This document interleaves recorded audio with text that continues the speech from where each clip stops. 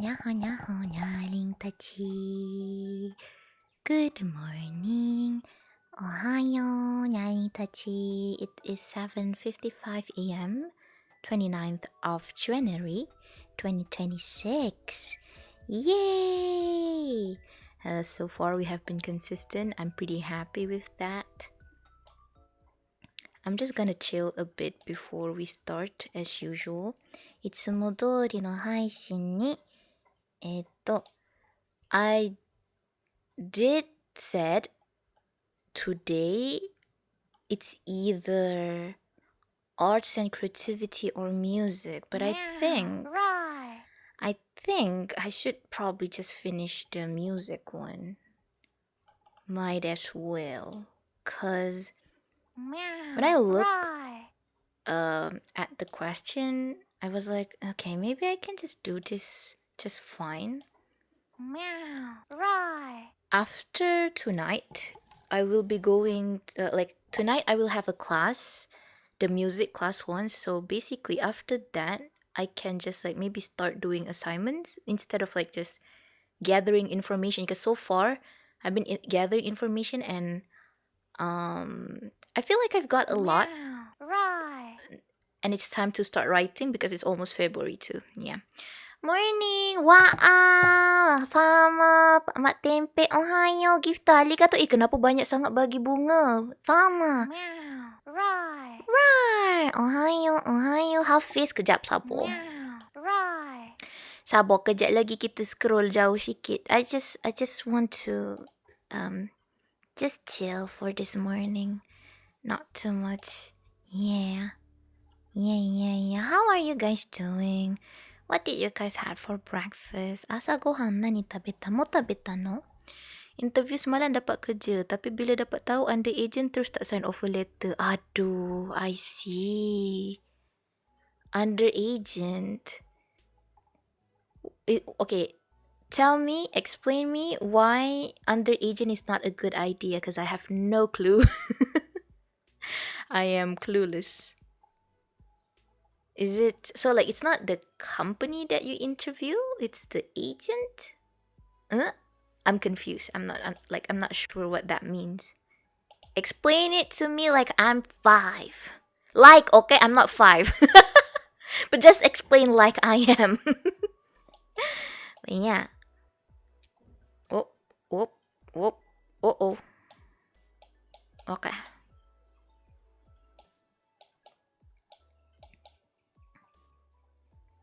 Tak faham, cuba lukis. Stop. Gaji company akan bagi ke company agent sebelum bagi kad pekerja, so semua agent pegang. Oh, so basically the agent can kind of hold lah, which is not a good thing. Okay, I can see the angle. It's not a good idea. Nyaho, good morning. Hello, nyaho, good morning. Tanya GPT suruh explain like I'm 5-year-old, bro. Cause I am clueless, right? I'm just can you just explain it the simplest way you could? So, but then in my stream I talk about complicated things. 難しいの話をしようよって。まあね、そういうことだね。It's just when you are not well versed in a certain things, you're just gonna be clueless and you're I'm dumb. Just explain I'm 5. まるで5歳に説明してくださいって感じね。But yeah, okay, I understand. I can see the angle. Thank you for explaining. Now I gain new knowledge and I appreciate that. Same. Yeah. Okay, so yesterday this is a bit of a recap to those who just joined today. Yesterday we were focusing on a theory that was made by this man named Karl Orff. Alright, Karl Orff approach. So he have a philosophy, he have principles. He believed that not a teacher, an educator lah. Mana-mana pendidik. Whatever type of educator you are, this is his philosophy. Tell me, I forget. Show me, I remember. Involve me, I understand. Which mean, kalau cikgu biasanya mengajar kat depan, so that means like tell me, like teacher explaining in front is basically tell me. Like what I'm doing right now, I am just telling you guys, right? So when I tell you, you will forget. Because like you hear and then it doesn't mean you will always remember.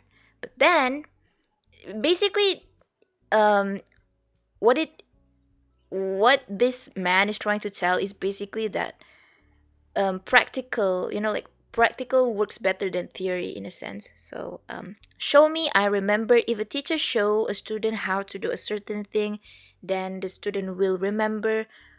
But if a teacher involve the student, or if an educator involve the student in what they're studying, they will understand. Yeah.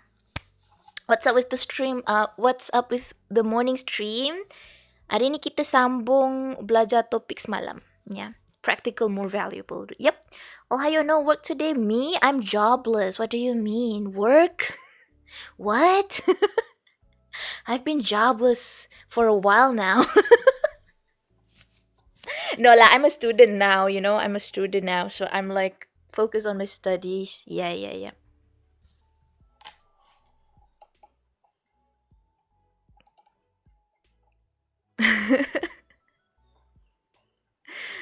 But yeah, that is what this Karl Orff said. That is his approach to teaching basically, because what I'm learning right now is like ways to teach basically. Cara untuk mengajar basically. Yeah. Alright, well, yesterday we also explore his philosophy. So far kita baru sampai improvisation. I don't think we actually read it. Literacy as well. Imitation we did. It's the simplest one. The monkey see, monkey do. Alright, so I think we'll continue with literacy. Hari ni tak ada kelas. Kelas saya semua malam. Semalam kelas saya kelas seni dan kreativiti. Seni dan kreativiti punya kelas tu daripada pukul 8 malam hingga 9 malam. Malam ni kelas saya 8 hingga 10 malam. Good morning, love. Good morning, Pio, darling. How are you doing today? I hope you are doing better than yesterday. Good morning, love. Yeah. Kepala dah pening sebab sports, so nope. Are you sains sukan?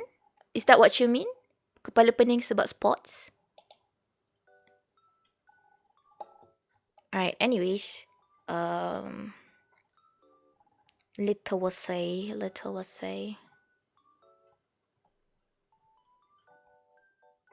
Morning person wo Sara, huh? Dia budak wakil sekolah kot. Yeah, and also a full-time athlete, I see. I just took shower, baru balik from my jog. I need Sarah's hat pet, please. Aww. Oh no, wait.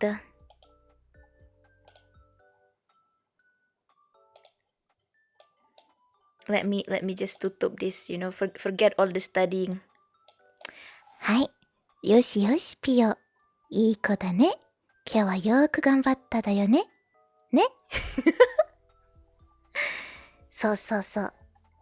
Yeah, you did so well today. You managed to get out and jog. Yeah. Yoshi. Thank you. No problem. Anything for you, my love. No. Pagi-pagi. Love you so much. I love you too. Rar. Pasal orang cakap apa ni Zara flirting. Dia macam tu. Perempuan dia memang girls with girls, they're like that. Girl and girl, they always like, yes sayang, yes darling, yes baby girl. Okay, anyways, let me just get my Notes back. Oh, I forgot. I forgot to put on my glasses. Yeah, now it's nerd time, Dayo. Nerd time.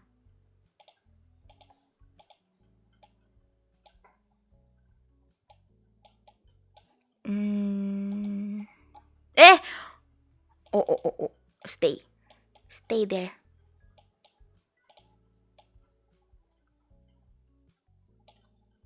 Scientist moment, nerd moment.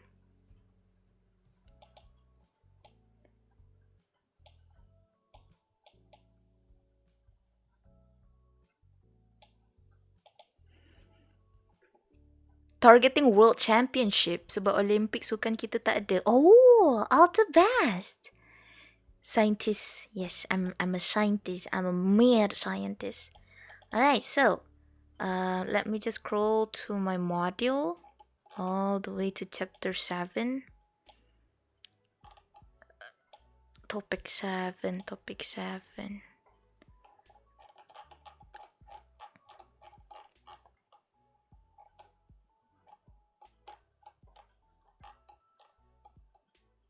Oh, okay, so we have to continue to learning process, but before we go to learning process, we are learning process right now, I think.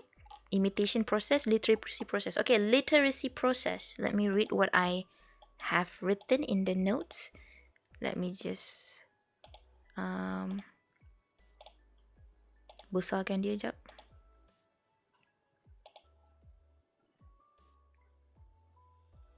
Okay, wait, is that? Maybe I should small. Assalamualaikum wa alaikumussalam. Nyao. Alright, so literacy is the level of children learning to read music score. According to Orff, just like how children learn to read after they learn to speak, they need to appreciate and experience musical experience before they are taught to read score and musical notes. The process of reading and writing musical notes in the Orff approach is not taught systematically. This means when, where, and how some skills are taught do not have specific time. Every notation class only occurs according to the ability of children to learn and not based on their age. According to Orff, notation learning should only occur after the child has gone through the process of exploration and imitation for a few years. This gives pupil basic experience about sound, shape, rhythm, and melody without learning them theoretically. This experience is important in general musical development for children. Okay, I got it. Literacy tu maksudnya kebolehan membaca lah kan kita. Tapi berdasarkan Pakcik Orff ni, Pakcik Karl Orff. Tak ada pemuka dia.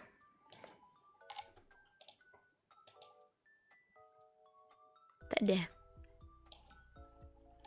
I tak terkejut if Sarah suddenly become a uni lecturer.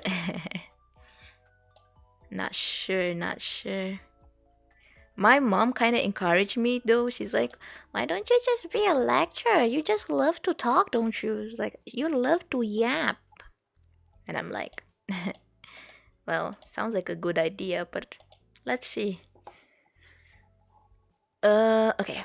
So now improvisation. Improvisation is the main aim of the Orff approach, as it plays an important role to develop holistic musicality of a child. The ability for a child to improvise in music is one of the main philosophies in Orff approach. According to Orff, improvisation is a very important musical skill as it can develop musicality and creativity of a child. Okay, so basically, improvisation is a very important skill. Improvisation also, the level of children's musical understanding. What did I do? What did I copy yesterday? This is why your lecturer know when you're copy pasting stuff.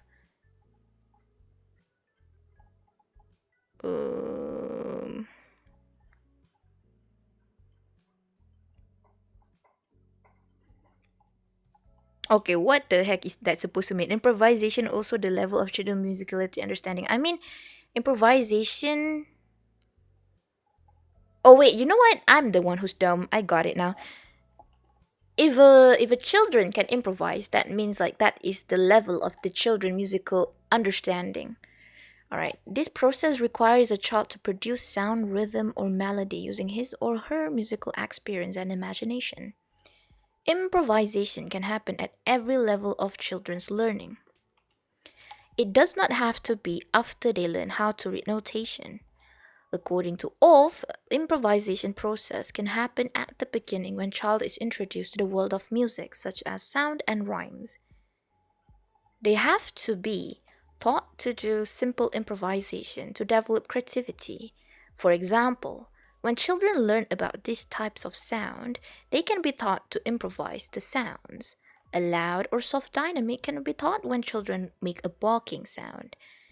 They can also be taught to make soft and loud noise.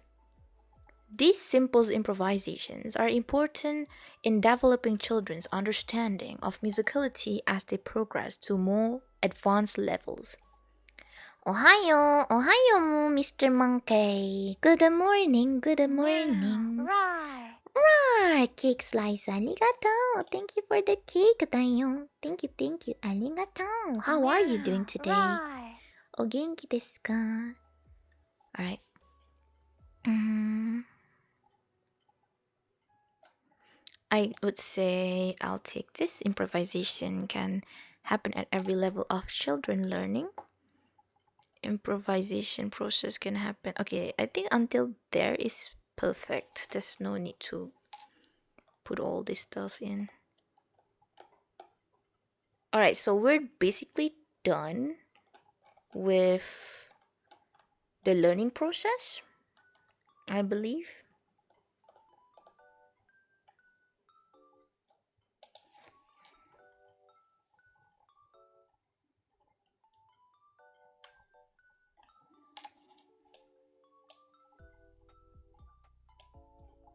I'm fine, thank you. And you? I'm doing good too. Thank you for asking as well. Today I woke up at like 3:55 and then I did my laundry. After that I was like watering the plants, had breakfast, and here I am.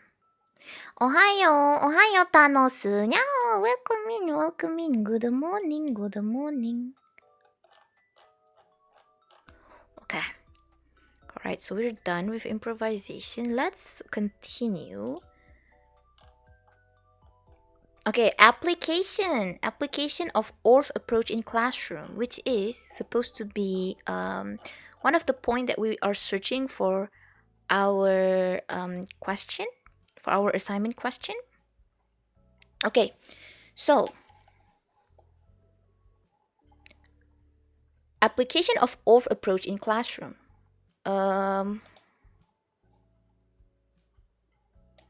Should I be like over here? I think. Yeah. Subtopic 7.1 discuss the philosophy and principle as well as four main processes of the Orff approach. This subtopic gives a few examples of practices to be used to apply teaching and philosophy of the Orff approach in the classroom. Important tips are provided and should be considered when applying this approach in classroom. Okay, so the first one is rhythmic syllable. Rhythmic syllable in the Orff approach is different from rhythmic syllable in the Kodai approach.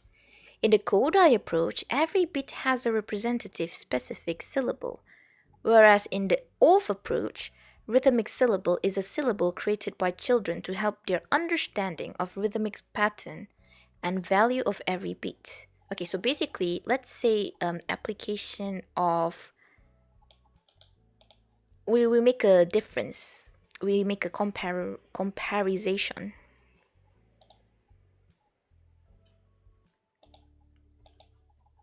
Because I'm using earphone, this feels like mouse clicking and scrolling ASMR. Really? Aw. Is that a good thing or is it a bad thing? Sorry for disturbing. Oh no, not at all. I don't mind at all. Okay, it's all right. It's all right. Okay, classroom approach, I think. No, classroom application. Classroom application.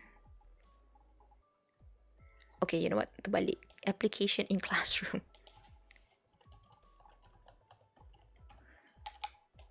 Write something fantastic. Fantastic. Publish. Edit.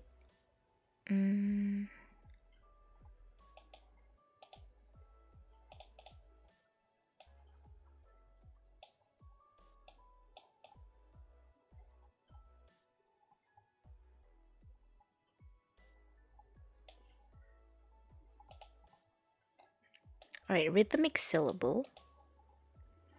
That's some intense typing. Really? I'm not writing intensely. It's just fine. I don't know.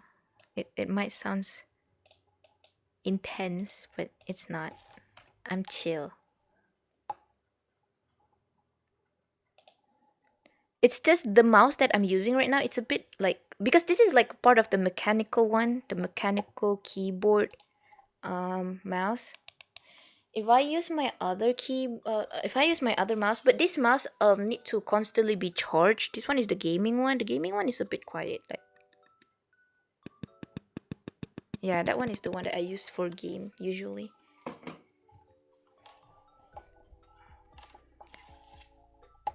But I've been using it for like a year or so. So like, the battery is, like depleting. It used to be so good. I don't have to charge for like few days, and I still can use it.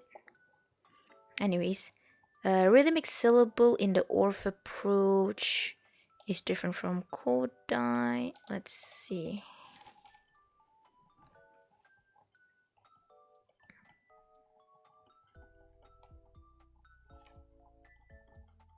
Alright, ORF approach. Morning teacher, maaf lambat. Punish me please.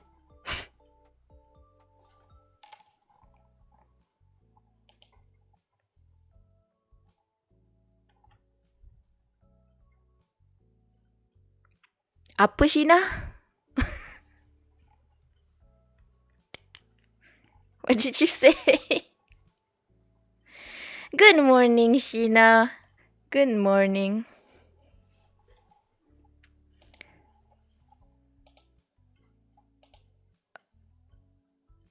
Okay, so in Kodai approach.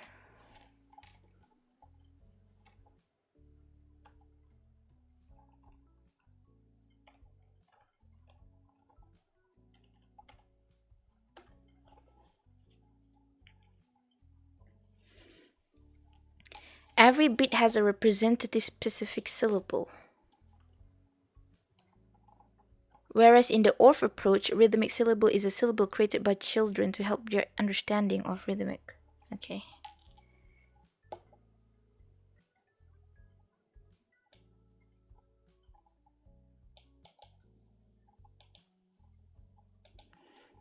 Rhythmic syllable. Yeah, Eminem rapping, because there's a lot of rhymes. Like the same sounding word, right? I mean, at least that's what I understand. Maybe I'm wrong.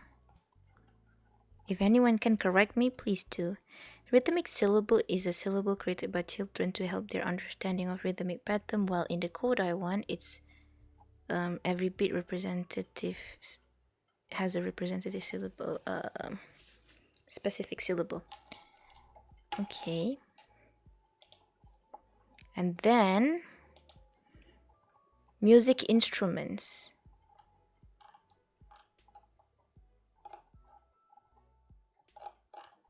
Music instruments. Body as a percussion instrument. According to OFF, the most important instruments are body and voice. Most parts of the body can be used to produce sounds, and these sounds can be combined to produce the rhythm pattern. Children begin learning by exploring types of sound by clapping hands, shouting, singing, stamping feet, and others.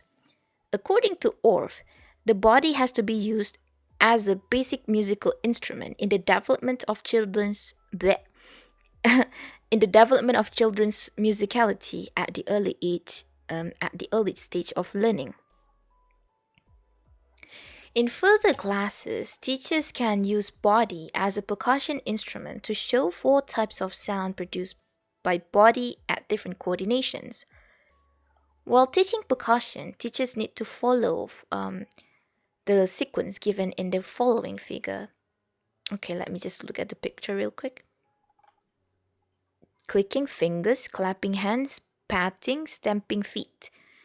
So stamping feet is like low and clicking fingers is high. Okay. It starts with stamping feet, which is the easiest, body coordination, and clicking fingers, which is the most difficult to learn. Actually, I tak boleh petik jari tau. Yeah, I don't know how to petik jari either. Children can be taught differentiative types of sounds made by their bodies using this technique.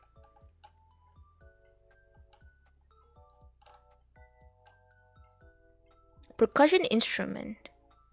Percussion instruments like glockenspiel, xylophone, and drum are the second most important musical instrument in the Orff approach. In this approach, rhythm is usually taught through percussion instrument and movement or dance. Among the most used musical instruments are metallophone, glockenspiel, and xylophone. Percussion instruments in the Orff approach have different tones of colors. Each musical instrument has bars which are removable. The probability of children playing a wrong note is minimum through this approach. Thus, for each song, teachers can remove notes which are not in the scale of the song. This method can prevent children from playing wrong notes, and Orff claims that this approach can enhance the children's motivation to play. Examples of practice that can be used to teach rhythm are given on the next page. Okay. The children can be allowed to play any note in the pentatonic scale. However, they have to play the right way. The purpose of this exercise is to practice coordination. Start by giving pupils only one mallet. The use of two mallets is especially given to let the children to be proficient with the percussion instruments that they play. Can we read it too? Oh, I cannot show you because it's my university module, so it's basically copyrighted, which is why I don't show what I'm reading. Pentatonics, it's been a while I heard it. In this case, it's pentatonic, not tonics. Is it the same thing? I'm not sure. I'm reading though. Sorry, don't be sorry. You don't know. It's alright. Pentatonic scale is a musical scale containing 5 notes per octave. What is pentatonics then? It's a band. Well, I mean, that makes sense, a band naming themselves as pentatonics, which is a part of a music scale. I guess that's where they got their name. Is an a cappella group. Well, that makes sense. And they did a cappella cover. I see. Nyaho Sara, nyaho Mina, nyaho Akim. Good morning. How are you doing today? O genki desu ka? O genki desu ka? Alright. The music subject so far, I feel like it's a bit boring for me because I don't really understand much what I'm reading. But don't worry. Maybe starting next week we will finally move to a different topic. Because I'm almost done. I am at topic 7 out of 10. So I have 3 more topics to cover with music. And then once I'm done, we can just do other subjects. Sara-chan mo genki desu ka? Genki desu. あきも元気です。はい、よかったですよね。I'm glad you're doing good. Dia ada original song buat sekali dengan Little Glee Monster. Tajuk Dear My Friend. Little Glee Monster? なんか聞いたことある. I feel like I've heard about Little Glee Monster.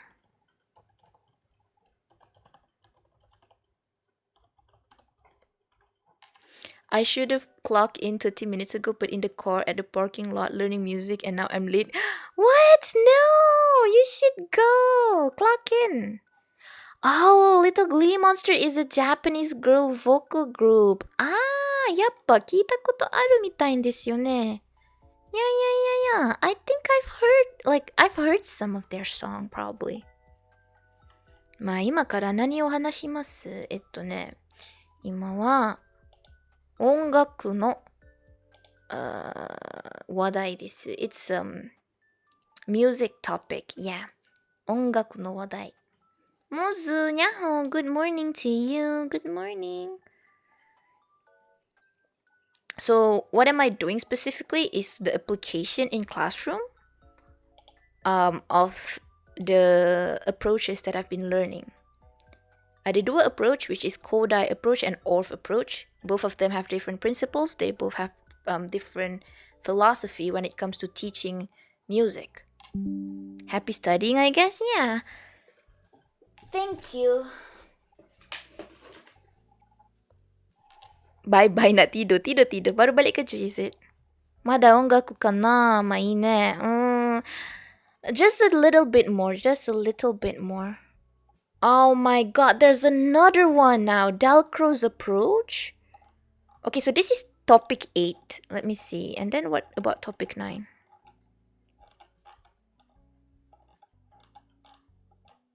Topic 9 is core music education. Okay.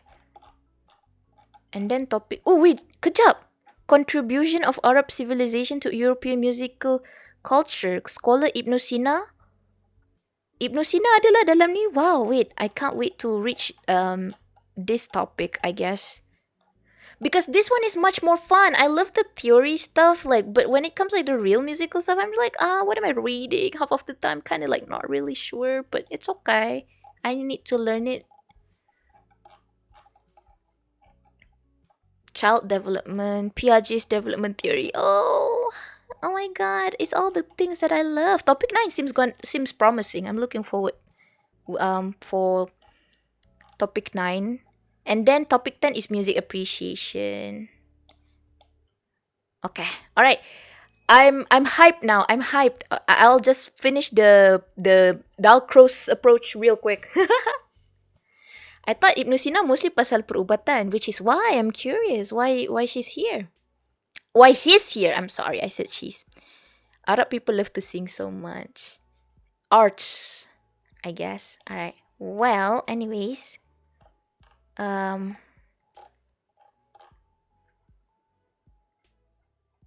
was this guy. His name is... I'm so sorry for maybe like half of the thing that you hear I read. You macam apa benda Sara baca. Probably me myself, I'm not sure what I'm reading either. But I feel like along the way as I read, I will gain comprehension of like what I read. Which is why I have to read first before I can like say, hey, I think it means this and that. Ibn Sina is more medical study. He is a philosopher and cultural man. Seems so. I don't have the proper istilah. It's okay. Alright, so anyways, let's see. Jom kita survey sikit. Tengok siapakah Dalcroze ni? Who are you, Dalcroze? Dalcroze.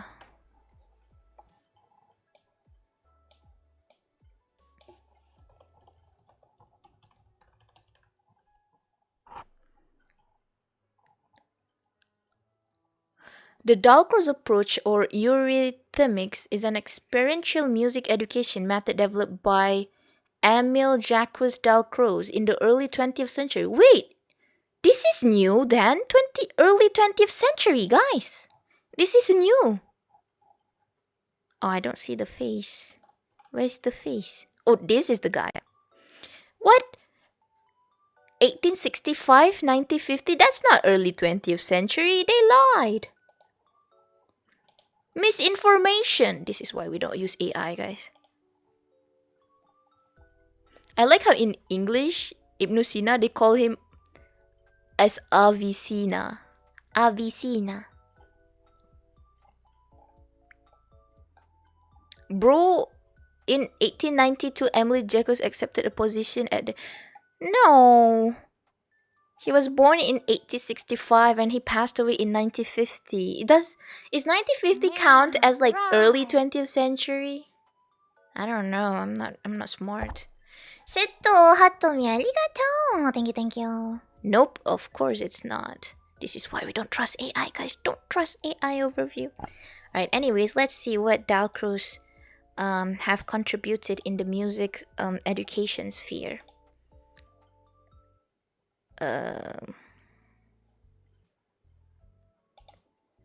Okay, the best way for children to learn is by doing. This is the same philosophy as ORF just now, right? ORF is basically like, if I involve my student, they will understand. If I show, they will remember. And if I just tell, they will forget. So, the best way for children to learn is by doing, according to Dalcroze in 1950. Because our body is the main musical instrument and the basis for learning music. Learning by doing also develops communication skill and integrates ears, listening, mind and body as a physical response through improvisation to music. Good morning, Ihwa, nyaho nyaho. Alright, so movement is an activity that fulfills children's need to be actively involved in learning music. Movement is the basis for response to music. Huh? What am I reading? Movement is the basis for response to music. Oh, it's like, you know how like some guys, some people when they go to like a concert, right? Macam rock concert, then they would like do head banging thingy, you know? So movement is the basis for response to music is what like I'm assuming that what it means. Isn't it? Dance and vibe. Right? Koyo mitai.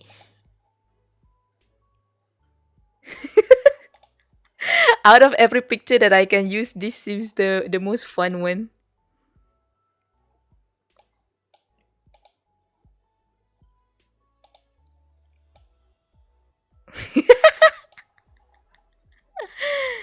Daよね. Headbanging, slow dance, vibing. So. Okay. Alright.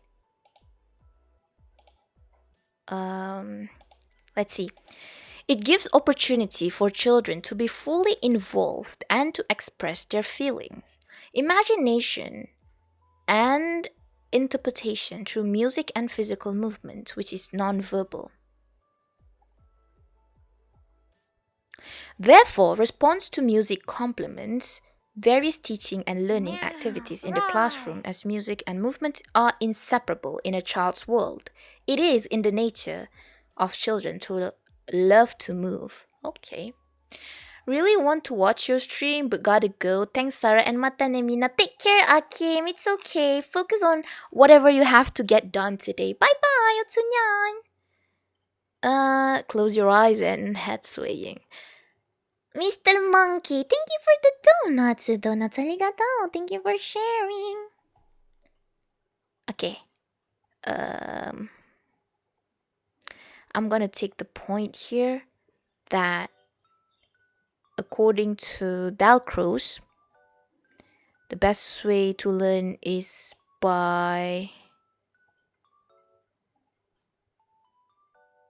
doing.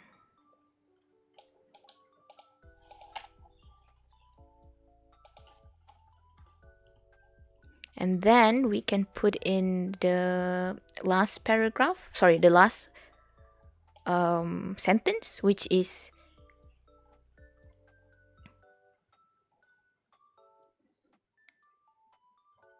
learning activities. Therefore, response to music complements various teaching and learning activities in the classroom. Music and movement are inseparable in a child's world. It is a nature of children that love to move. I gotta go as well. Duty calls. I hope I can watch later. It's okay. It's okay. Focus on your guys' work. Okay? Clock in first. Clock in and lock in, everybody. No worries.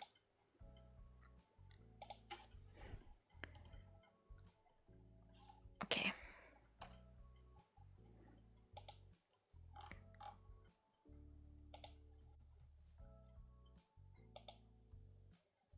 Join you later. Alright. It's okay. It's okay. Just focus first with your work.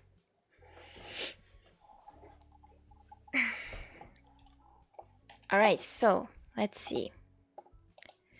Movement is an individual's action which can happen automatically, spontaneously, and orderly through posture, gestures, and various ways of movement. Alright, so let's get to know a bit of Emile Jacques Dalcroze. Emile Jacques Dalcroze? Emile Jacques Dalcroze, 1865 to 1950, was a Swiss music educator. He was a music professor who worked at Switzerland Geneva Music Conservatory. His expertise was in the field of harmony, solfege, and composition. As a music educator, he introduced innovations to teaching and learning of music and emphasized practical aspects and not only theoretical aspects. He believed that oral training was the most important aspect to music students. Okay?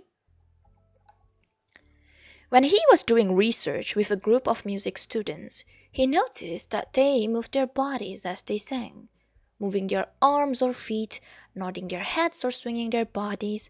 All these movements occurred spontaneously. Therefore, from his observation, he found that singing was more effective with movement. After observing his students' ways of walking in the campus, he believed that body rhythm, gestures, and breathing, which are common for humans, are a basic resource for response to music or music stimulation. Subsequently, his research findings based on the experiments in teaching and learning of music gave a positive impact. He found that the level of learning and understanding related to the elements of music or musical elements such as rhythm, melody, harmony, and shapes increased among his students and got better through music and movement. This proves that there are students or children whose intelligence is related to kinesthetics, which can be manipulated to enhance learning. Hence, he found that the best way for children to learn is by doing. Okay, I get it. Alright, so this is Dalcroze's philosophy of education. The philosophy of music education, according to Dalcroze, is based on the following rationale. Children have emotions. The first step to music learning is to know how to change the emotion of music to types of body movement that are appropriate to the music. B. Parts of body can be used to express children's motion. C. Emotions can be felt through various levels of body movement, muscle response, or simply by keeping quiet. Hello, Sarah. Morning. Morning, Hazel. Good morning. Good morning. How are you? Did you have your breakfast yet? Styles in children's movement, whether intentional, unintentional, or spontaneous, express their feelings at that time. Body movement based on emotion can be related to music, and children must be familiar practicing their body parts to move according to music before teaching them to play musical instruments. Dah sarapan? Dah, alhamdulillah dah makan dah. Dan dah makan? Dah sarapan? Fine, not sleep and eat yet, just singgah to say hi. Oh, are you already done with your thesis? If I'm not mistaken, you are writing thesis last time. Or is that a different person? I'm so sorry if I got the wrong person. Baru nak sarapan? Sila sarapan. Not yet? Oh, you're still not done? Are you planning to sleep? I mean, since you haven't sleep yet, please take care, okay?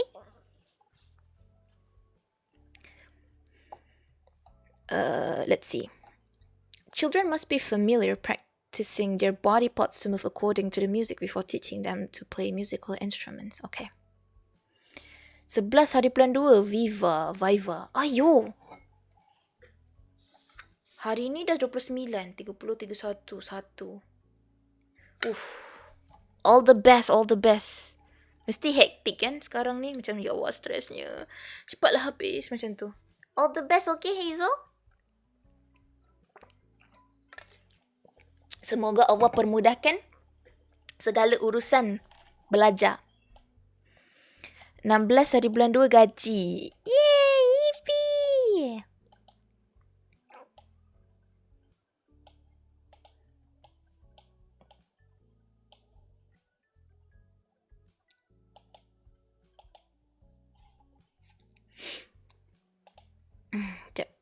Okay.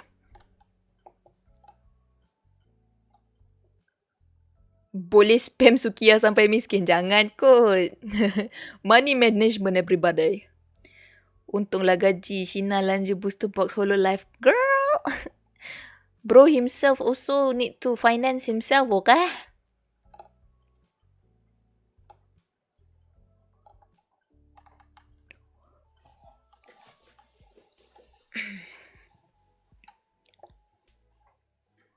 %, aku masih SBPO. Sheena!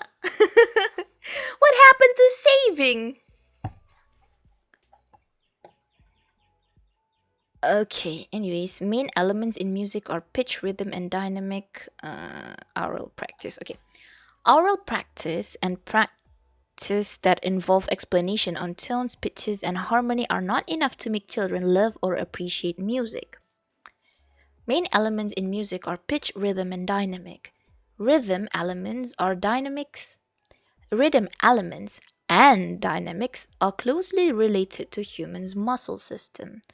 Thus, Dalcroze opines that human movement, such as running, walking, standing, and sitting, must be related to teaching and learning of music. For example, fast concept, allegro, or moderate can be associated with running and walking movement. Therefore, learning music can always be associated with children's daily life. Okay.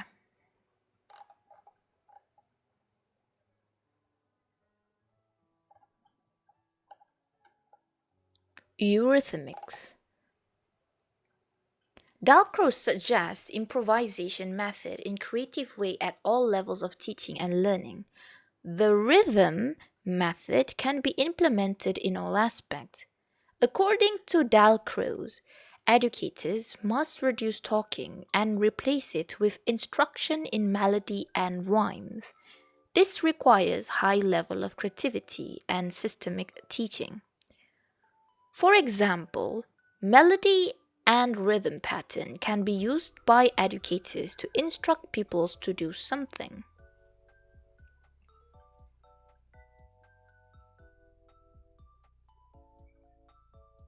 Adaptation or change in all aspects to the form of rhythm is known as eurythmics.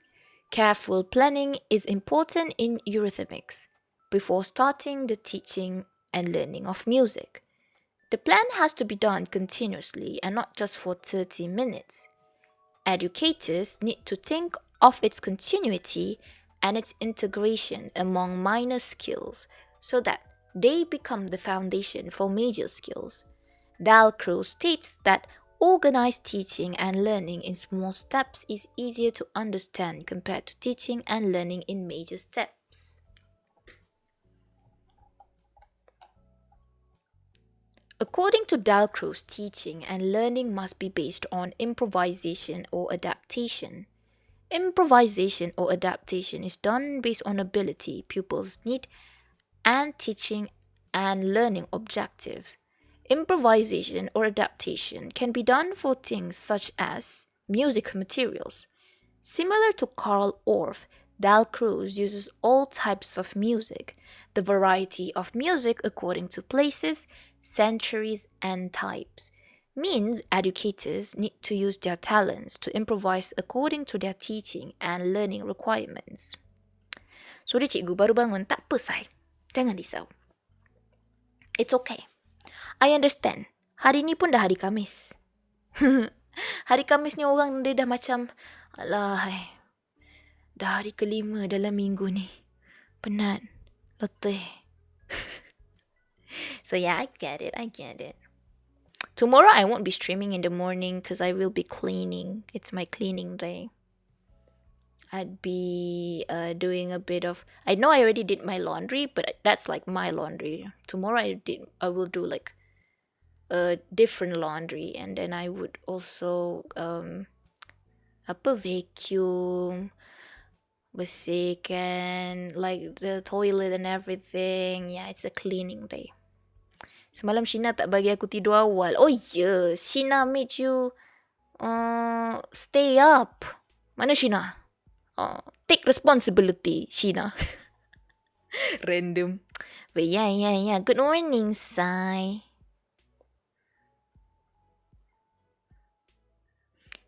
Baru bangun dah breakfast ke? Alright, so music materials, similar... Oh, I already read this one, sorry. Musical instruments, improvisation or adaptation can be done to musical instruments. For example, educators can discard pitches which are not used to glockenspiel to reduce pupils' mistake while playing music. Musical notation form can be adapted so that it is easier for pupils to identify notes. Belum, terus lunch je lah, faham? Brunch. Classroom atmosphere. Classroom atmosphere can be changed to teaching and learning activities. Educators can use outdoor space. Pupils' emotion. Tension or inappropriate emotions may cause pupils to lose focus on teaching and learning.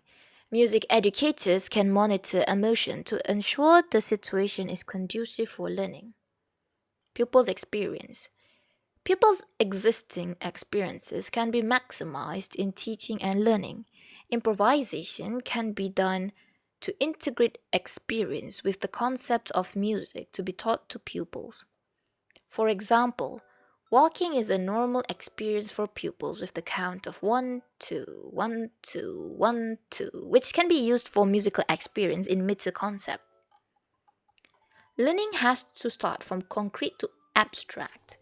Educators can use pupils' concrete experience as suitable teaching aids to explain the following.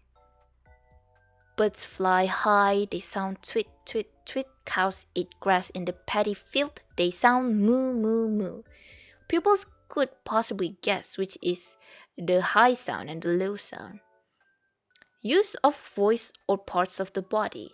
Dalcroze introduces the concept of internal hearing. For example, pupils can think of sounds made by writing or reading notation without using any musical of instruments.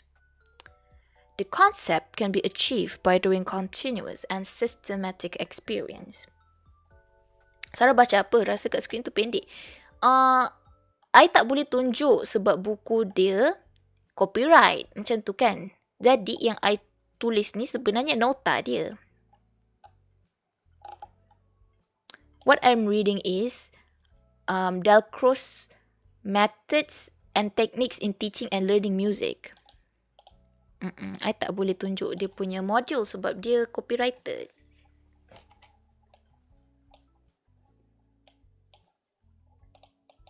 Which is why I baca je. Making notes is fine. At least that's what I understand. But yeah.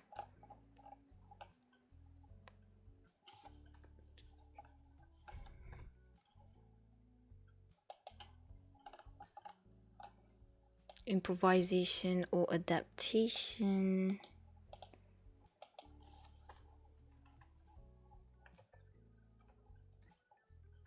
Ah, sudah.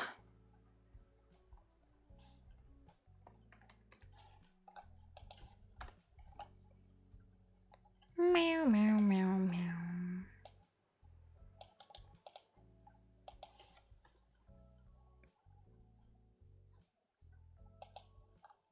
Music materials.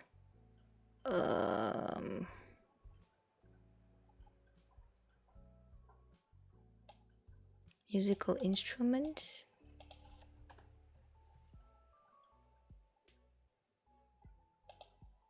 Musical notation forms.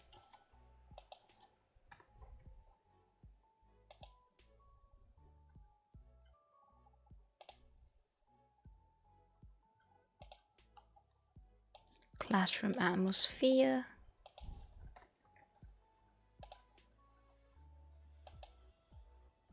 Pupils' emotion.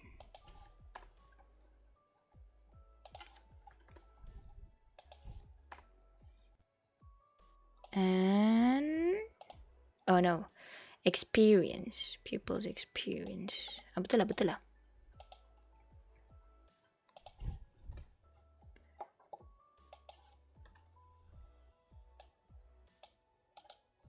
Copy. B.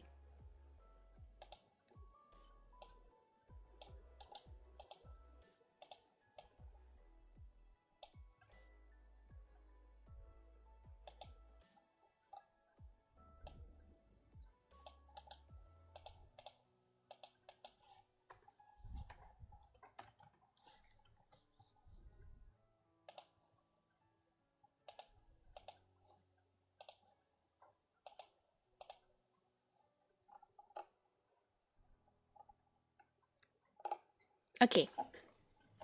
Now it's the application. Application of Dalcroze's approach in teaching and learning of music in classroom. Dalcroze believes that more time should be used for pupils to do activities. Therefore, music educators must avoid talking too much or giving too much instruction at one time. Music educators need to plan music lessons carefully for development of teaching and learning steps. In planning for the lessons, music educators need to focus on the following. Pupils may get formal music education, but they are not specialists. They can be sensitive and artistic. They can learn about anything that they want. What are the things that can be done to help pupils to remember lessons that they learned? If pupils are confused, we say they are slow. But it does not mean educators should accept such circumstances. Use different approaches to explain certain concepts, and if pupils can do or achieve some level of learning, they need to attempt to the next level. In implementing teaching and learning, educators need to focus on a few aspects. Teaching by following a few small steps is more effective than one major step. Give opportunities to all pupils to solve problems faced by their classmates. Besides doing revision, monitor whether there is achievement in terms of their performance or skill. Be cautious to sign that pupils are bored or feel pressured with any activities. If there are such signs, take action to overcome them. Check whether all pupils are able to do activities instructed. Sometimes some activities may look easy, but cannot be carried out by some pupils. Skills practice needs to be done in various tempos by setting the pace so that pupils can increase understanding of concept. Choose appropriate tempo to do activities. Always change the rules of activities. Any activity can change its rule, will create new activities. Use the concept of rhythm when talking, but remember that demonstration saves time and makes it easier for pupils to do any activities, okay? Phases of teaching and learning. According to Dalcroze, 3 main phases of teaching and learning are: first, listen and look. For example, in order to explain crochet notes, teachers need to give opportunities for pupils to listen and look at the form of crochet notes in many conditions. give experience. After each explanation, pupils should be given opportunities to play or do movement activities related to crochet notes. Writing. After pupils understand crochet notes such as values and phase, they learn how to write the notes by imagining sounds that are supposed to be produced from what they have written or read. Okay. Types of practice and activities. Dalcroze suggested the following types of practice and activities. Prompt response. Educators or pupils who are capable play one form of rhythm that has been introduced, given instructions on what is expected of them so they know the kind of response to be done. B. Imitate. The purpose of imitation is that pupils can appreciate and experience new music. For example, educators must clap the rhythm and pupils imitate the rhythmic claps. This is called rote learning. Improvisation. Educators will play a rhythm, then pupils will improvise it. Echo canon voice. Pupils will make an echo voice based on an educator's voice or a pupil, for example. Educators pronounce the word la with high tune. Pupils respond by pronouncing la and with high tune to echoing voice. Nak tidur tak ada kerja. Oh, cian dia. On the way ke? Continuous canon. This is more difficult compared to canon echo. For example, educators clap to a rhythm at the first count and a group of pupils taught to count of 2 by clapping the same rhythm at the count of 3 by other groups. Yo, Yuiska, no. Oh, wait, I forgot. You told me to call you Yui or Is. Yeah, hello Yui, good morning. Sedang kerja. Oh iya, sedang kerja. Gambare. Semangat, Seto.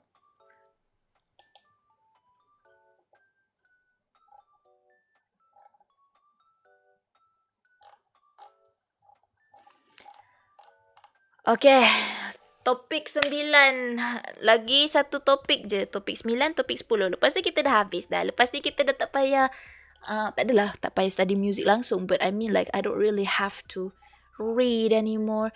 Surprisingly, there's a lot of things that I need to read in music compared to other subjects so far.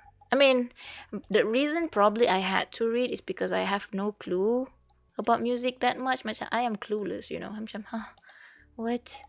But yeah, I'm trying my best to understand, try to learn, so that I can do my task, sit for my examination. Topik apa? Sekarang ni topik kita adalah tentang core music education. Pendidikan muzik. Dasar pendidikan muzik. Tapi sebenarnya Sarah apa-apa pasal muzik pun tak tahu. Actually, sejujurnya lah. I don't really know much about music. Tapi benda ni adalah satu subjek yang Sarah kena belajar. Jadi, kita kena cuba terima walaupun kita tak faham. Kita kena cuba terima walaupun tak faham. Sebab itulah belajar. Tu yang I selalu tengok kan, macam ada student dia macam kadang-kadang dia kata, alah, benda ni tak ada kaitan pun dengan apa yang kita sebenarnya belajar. Tapi kenapa universiti suruh kita belajar, contoh. It's just, sometimes just take the knowledge, as part of your, menambah your pengetahuan. Menambah ilmu pengetahuan.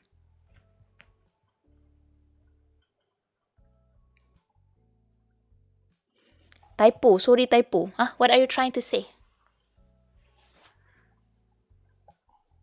Buat-buat faham je. Oh, buat-buat faham. Tak apalah. Kita pun buat-buat faham je. Anyways, yeah, this is gonna be a bit long. Tapi ini sekarang dia dah mula ke arah, dia dah bukan music teori sangat lah. Dia more pada budaya, falsafah, sejarah, sosiologi dan psikologi. Okay. I will be reading the introduction. Alright. This topic, iaitu core music education, dasar pendidikan muzik. This topic discusses core music education from the aspects of philosophy, history, sociology, and psychology. As we have known, philosophy is an individual's belief, ideology, or principle towards specific aspects, field, and others. This is the result of thoughts, observation, and experience that the individual has gone through in his or her daily life. If you're studying while listening to something in the background, does it disturb you? Actually, depends on how I'm feeling that day. Is it like disturbing for you, Seto? I can turn off the music. Actually, I tak dengar pun. I take off my headphone. As I'm reading, I'm actually like taking off my headphones, so I'm not listening to my own BGM actually. No, I need it. Oh, you need it to focus. Ah, I see, I see. I don't mind. Like I can turn on music, I can turn off. I can like learn both way. I don't mind if it's noisy, I don't mind if it's quiet. To make the noise in my head neutral. Ah, I see, I see. Yeah, different people, different ways, you know? Alright, so anyways, aspect of philosophy are the guidelines and through apa aku baca ni? Aspect of philosophy are the guidelines and foundation for individuals to make decisions. Besides that, the impact of the main philosophies on assessment and evaluation process as well as on teaching and learning are also discussed. Okay. Jadi dia bagi kita soalan. Kenapa belajar dasar pendidikan muzik?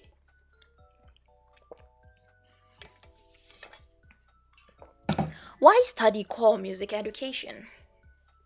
Jadi dia pun explain. In daily life, most people have to make many types of decisions which involve small or big issues.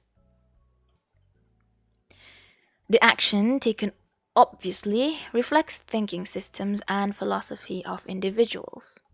Okay? Every educator must have systemic and comprehensive understanding of his or her practice in classroom. This will make educators feel more confident in designing meaningful teaching and learning activities. It is like a captain who is able to control how the ship sails in the sea by maneuvering its directions in order to reach the intended destination. Okay? Music educators must be more consistent in carrying out education-related matters either indoors or outdoors.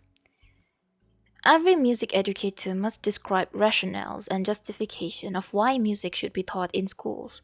Knowledge in philosophy will be useful for music educators. Which is what I was saying just now. Basically, kalau macam kita, walaupun kita tak faham benda tu, tapi kita kena cuba belajar untuk fahamkan dan buka hati kita. You know, even though like I don't know much about music, but I guess like knowledge, you know, like is important.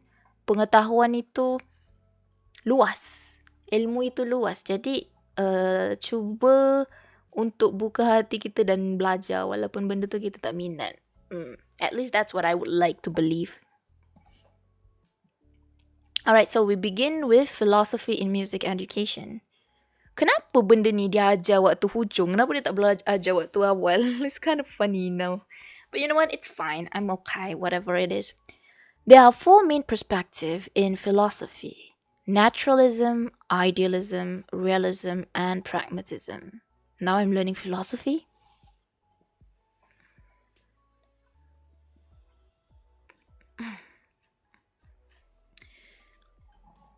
What is the implication of philosophy on the teaching and learning of music? This question will be answered from every philosophy, taking into account the implications on the four main aspects of music education: the curriculum content, teaching method, assessment, and roles of educators and pupils. Okay?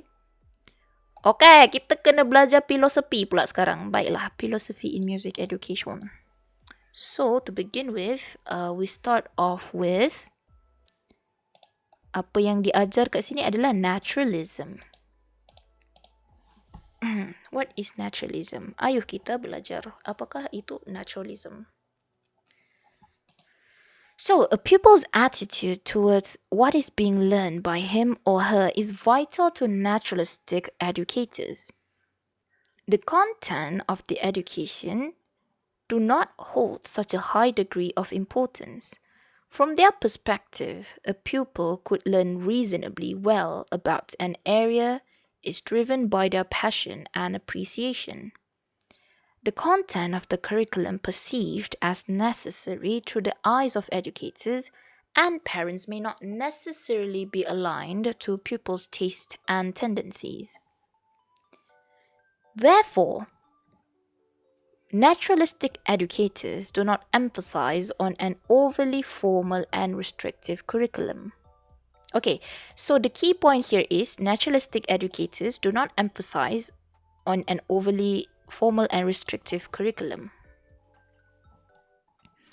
Maksudnya pendidik yang mungkin kalau dia berfalsafah secara naturalism, dia tak nak kelas dia terlalu fokus kepada arah formal dan terlalu ikut kurikulum. I think that's what it means. At least this is my interpretation. If anyone have any other idea, feel free to correct me. Emphasize. I think they want me to like spell it in American. Emphasize an overly formal and restrictive curriculum. Sara-chan, nyaho, nyaho. Good morning, Alia. Selamat pagi. Okay. Kita sambung. In fact, assessment matters are not emphasized by them too. Oh, okay. Well, that's something that I have to add as well. Penilaian pun dia, maksudnya siapa-siapa ataupun mana-mana pendidik berfalsafah naturalism akan merasakan bahawa menilai hal-hal menilai ni pun dia tak nak emphasize. Man, what would like the translation for emphasize be in Malay? Emphasize. Emphasis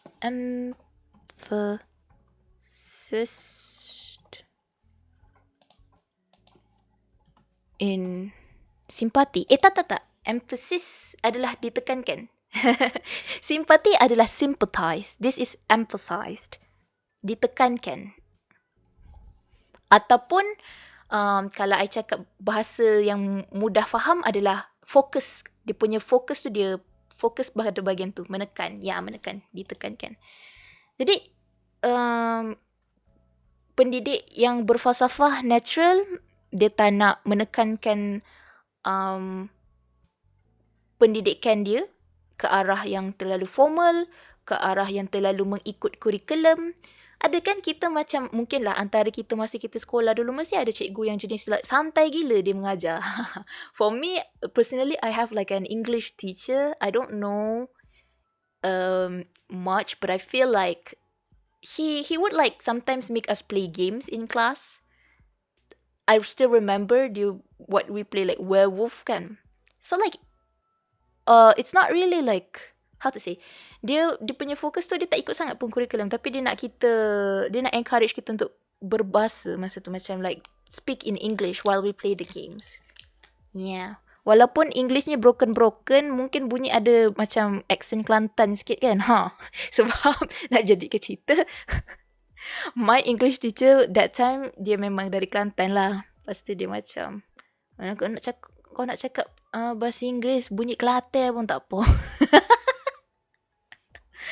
Yeah, I guess that's like naturalism. Okay. In fact, assessment matters are not emphasized by them too. In their opinion, the aims and objectives of handling any form of assessment are for the sake of the society instead of the pupils.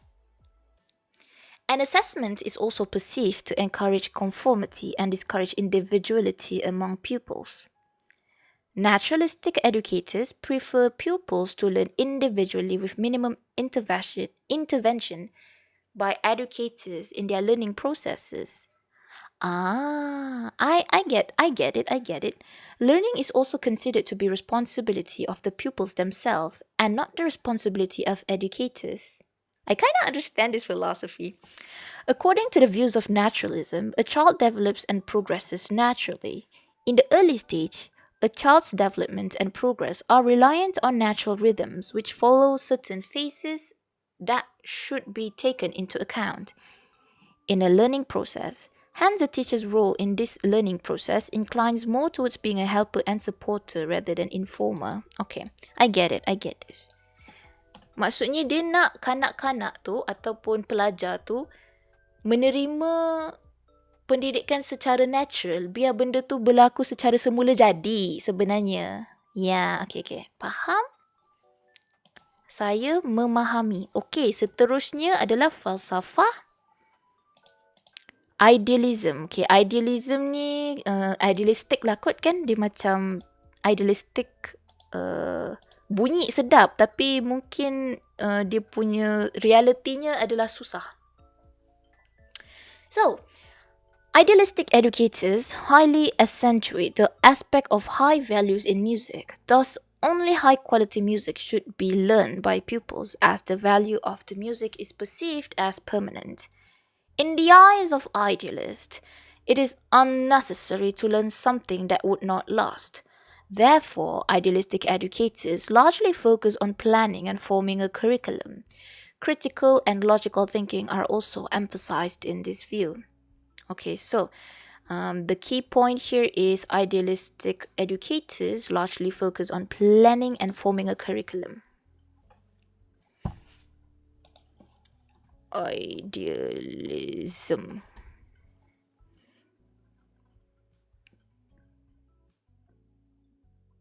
Okay.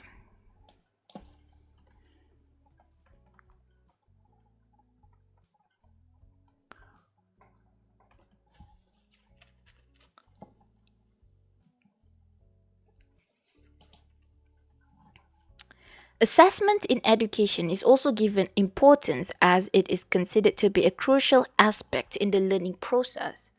Besides appreciating a pupil's high level of understanding information, idealist educators also emphasize holistic or comprehensive understanding. Pupils should not be able to analyze and use their knowledge in the process of synthesis as well. In the context of music education, this means pupils should be able to understand the form and structure of music as well as composing their own music. The role of an educator is highlighted in the philosophy of idealism. They need to have high morality and should be perceived as being able to teach well and be respected by society and their pupils. They must achieve expertise level in their own fields so that they can attract pupils' interest to learn. Discipline is also emphasized in philosophy of idealism. This is regarded as one of the teaching methods. Okay, discipline is also emphasized in the philosophy of idealism. Alright, I got it. I understand. Alright, segi. Wow. The next one is realism.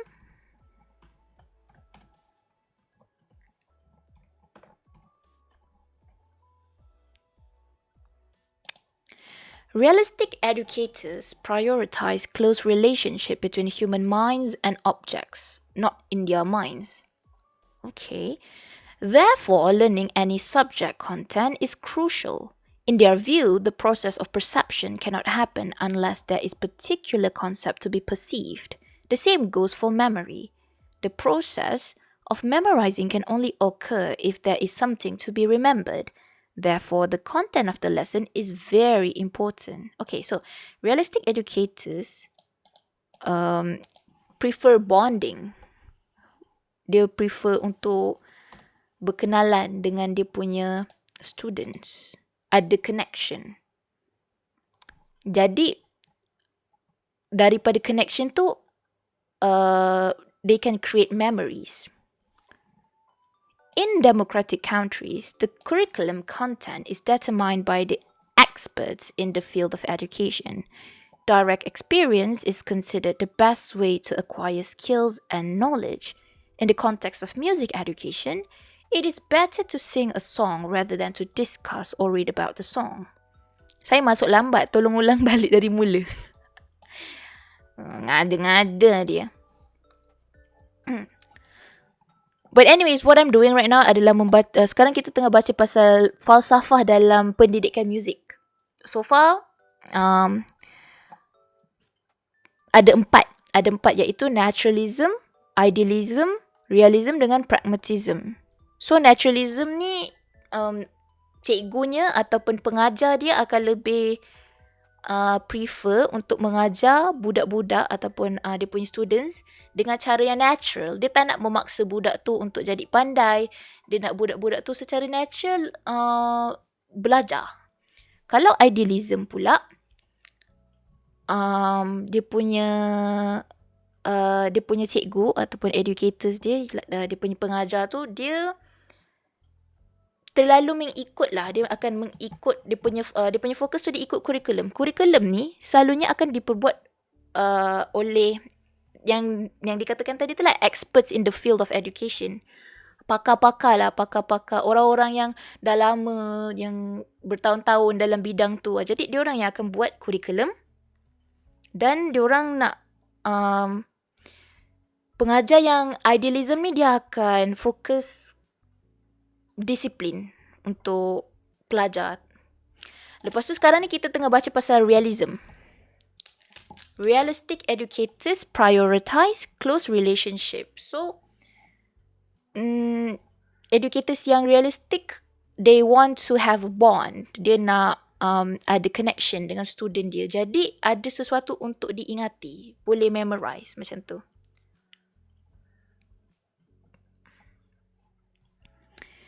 Realism educators also appreciate assessments in education. However, they are more concerned about equipping pupils with specific skills and knowledge to enable them to function in society. Okay, maksudnya kalau jenis cikgu realism, dia akan fikir macam, awak tak lepas exam awak pun tak apa. Yang penting awak ada skill dalam kehidupan, gitu. Any method that can disseminate knowledge, skills, and information to pupils is acceptable. Thus, the role of realism educators is to convey information, skills, and knowledge to the pupils. In addition, educators must participate actively in the process of establishing good personality among pupils. Usually, this means learning is through the lecture systems and readings. Thus, learning based on resource is highly encouraged.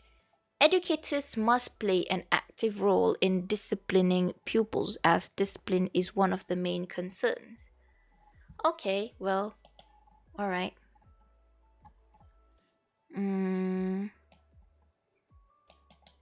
Copy paste. Alright, ni last falsafah yang terakhir dalam pendidikan muzik. Adalah pragmatism. Pragmatism maksudnya praktikal lah kan? I think so. At least that is my fahaman. Kalau I salah, betul kan? Bak kata orang-orang dulu, saya budak baru belajar. Macam mana? Ambil galah tolong jolokkan. Apa benda? Apa? Lupalah. Cempedak di luar pagar. Lupalah. Cempedak di luar pagar. No, dia baginya betul-betul gambar buat cempedak di luar pagar. Buat cempedak di luar pagar, ambil galah tolong jolokkan. Saya budak baru belajar, kalau salah tolong tunjukkan. Ha, gitu. Apa deh. Buat cempedak di luar pagar, iya. Pergur. Alright, so assessments, pragmatism. Pragmatism emphasizes the process of how pupils can acquire skills and information. Pragmatism. Ambil galah tolong curikan. Bukan.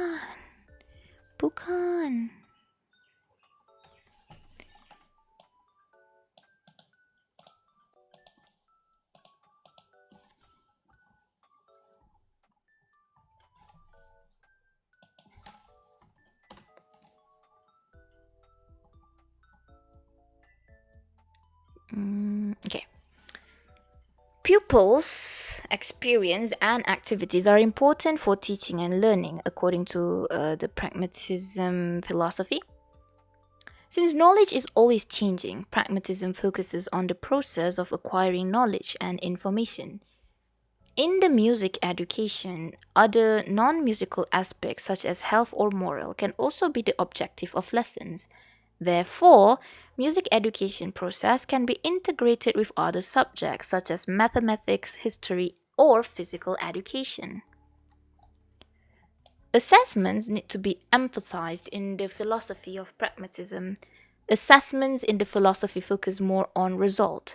Nevertheless, the assessment from the perspective of pragmatism also emphasize ways of process used of used by pupils to get answers that need critical or analytical thinking.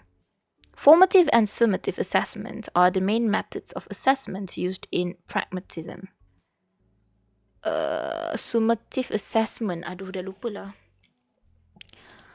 Baru belajar few sem ago. Summative assessment, penilaian summatif.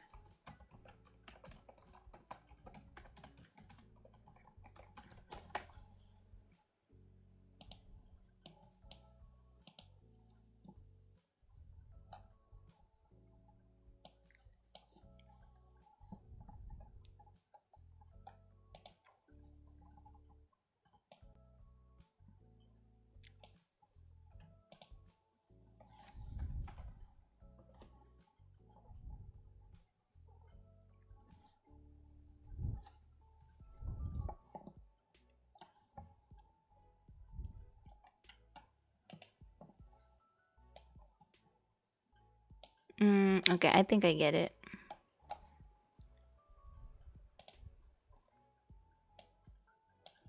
Meow. Roar. Roar, Akira, selamat pagi. Waktu rehat ke? Roar.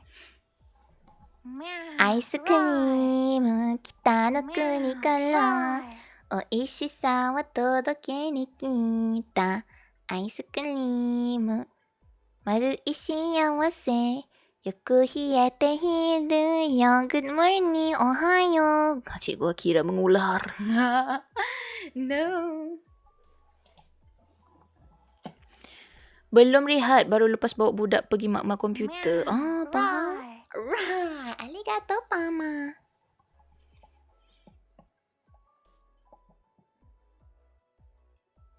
Cuba cek media Discord. Kenapa?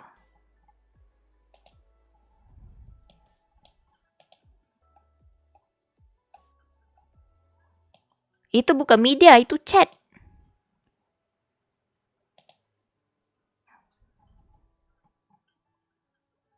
Trauma awal kanak-kanak. Kenapa? Nanti ada jump scare ke? Sorry, I tak pernah tengok lah benda ni. I'm not sure what that is. What is it? Budak tu tengok apa? Well, I'm just assuming there's gonna be jump scare.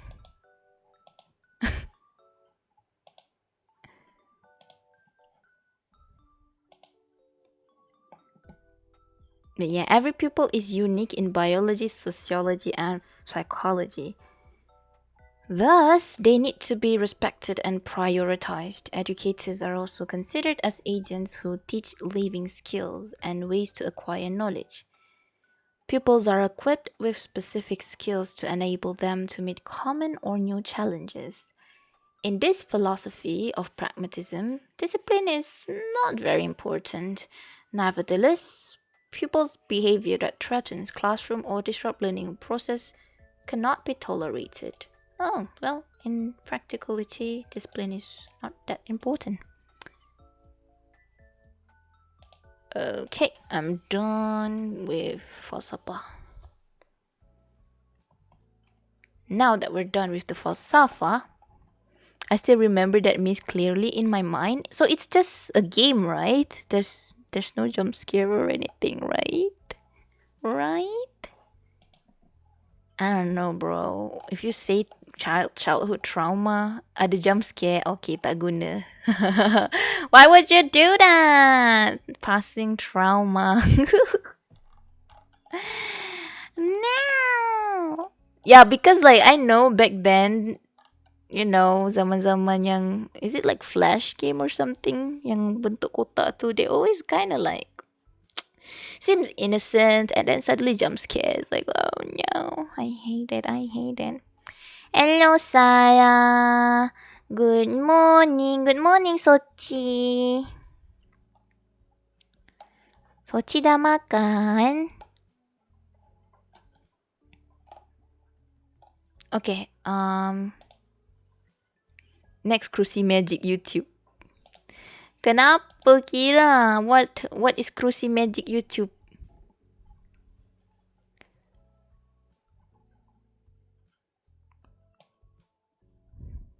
Western History of Education. Not yet. Haven't had breakfast yet. Western History of Music Education.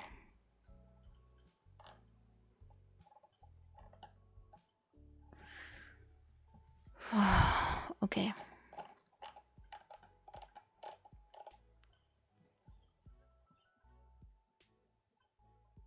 You know what? I'm just gonna put it as like history of music education instead of like Western. Sebab what the heck? Baru lepas mandi. Oh, wangi lah tu. Good, good.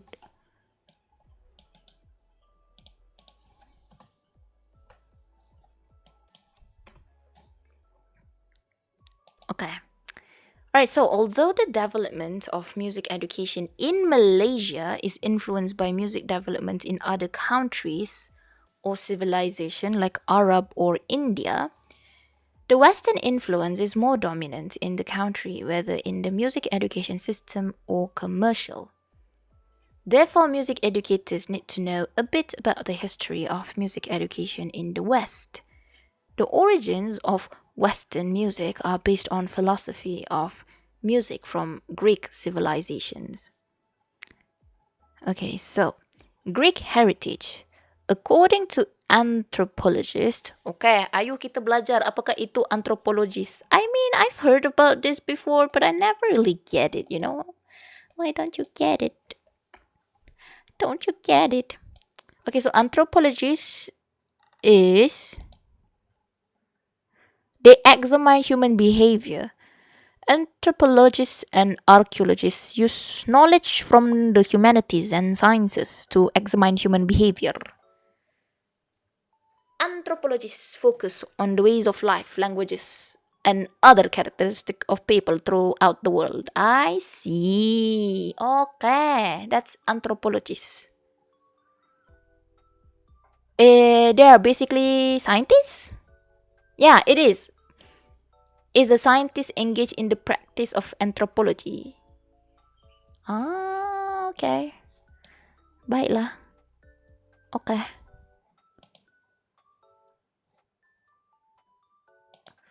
According to anthropologists, all human civilization throughout the centuries appreciate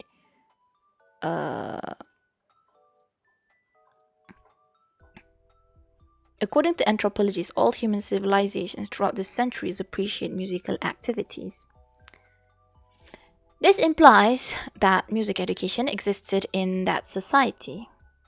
You're just like a teacher today, Sara Nyan, huh?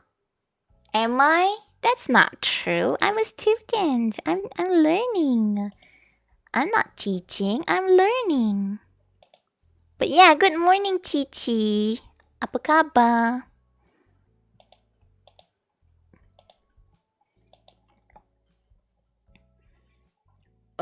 So civilizations that existed before Greek civilization were Babylon, Phoenicia, and Egypt. I mean, I know about Babylon, but I don't know about Phoenicia. いや、全然来たことないから、何も知ってないよ。何も知らないよ。ちょい待ち。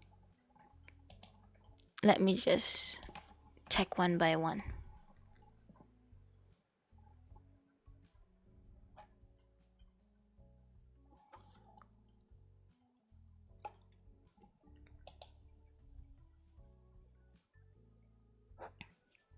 ancient city in Mesopotamia. I mean, I've heard about this a lot actually, but yeah.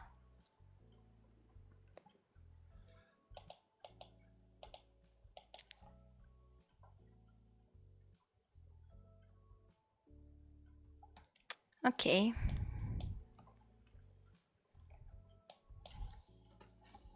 Hmm, tengah melantak durian. Uyo. Nanti keluar bau durian.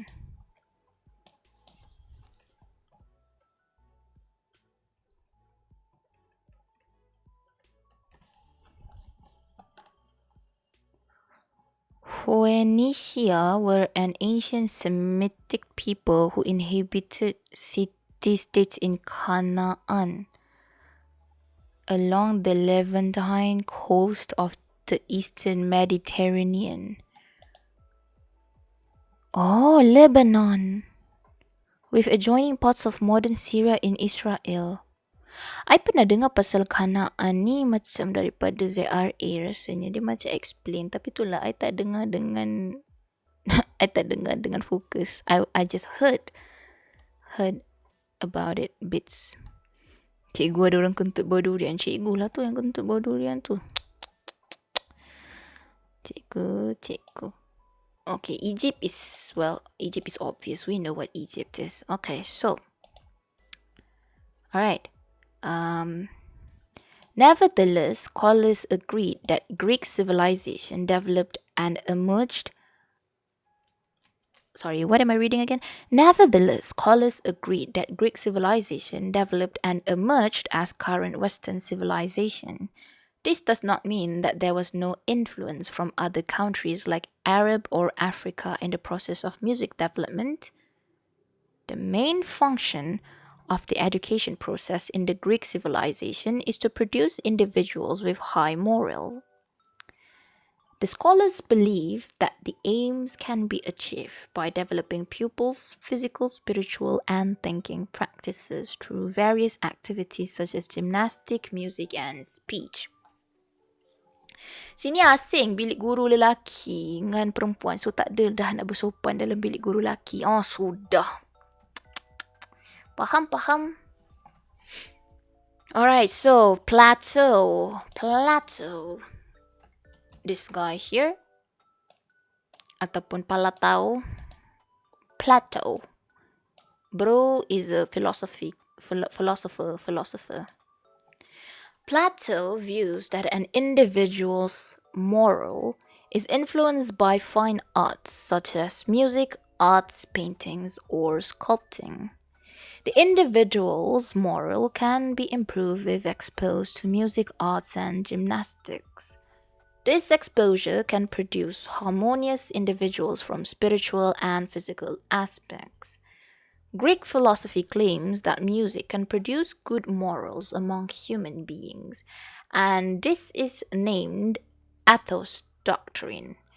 This view is similar to Pythagoras' thoughts. He further debated that the principles of the existence of music is similar to the principles of physics and mathematics, which enables the universe to function harmoniously.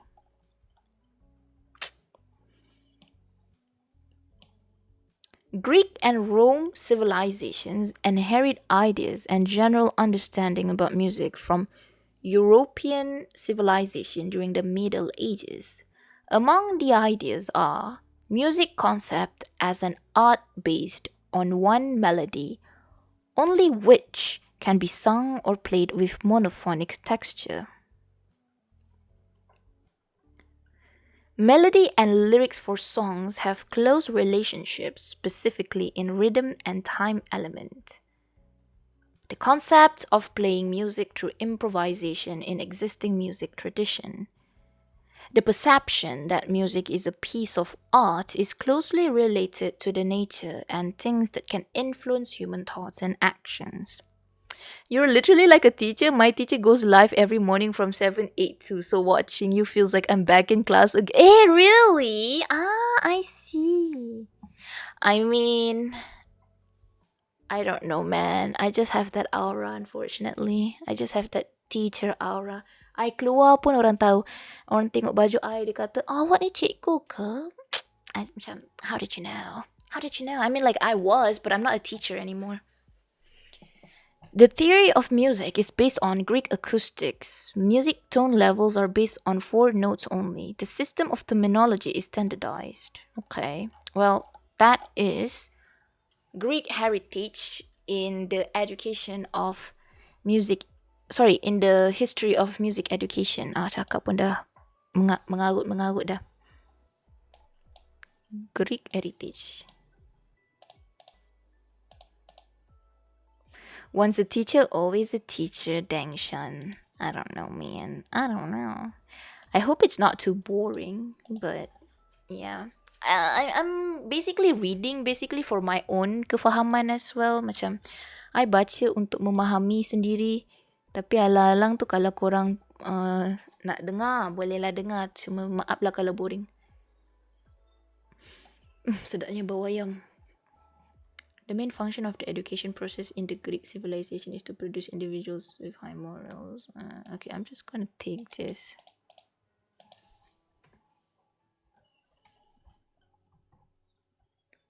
Hello,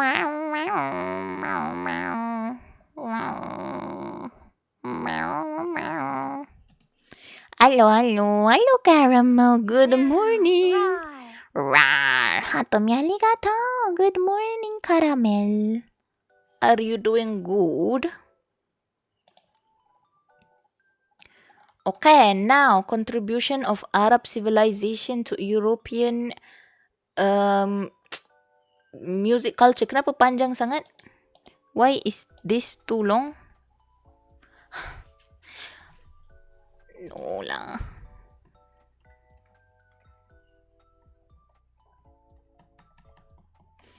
Oh, by the way, yesterday I went to Nebula's stream. I don't know if you're still there, Caramel. I just want to ask what is the title of the game that you get her? I'm surprised she played that, because like it have a lot of dialogues and she's actually reading. I was like, girl, who made you play this game? And then she's like, Caramel bought this game for me. And I was like, you're reading. I'm impressed. I was like, Nebula reading? Wow. I'm impressed you managed to make her read. So I need to clean my glasses lah. I can't see.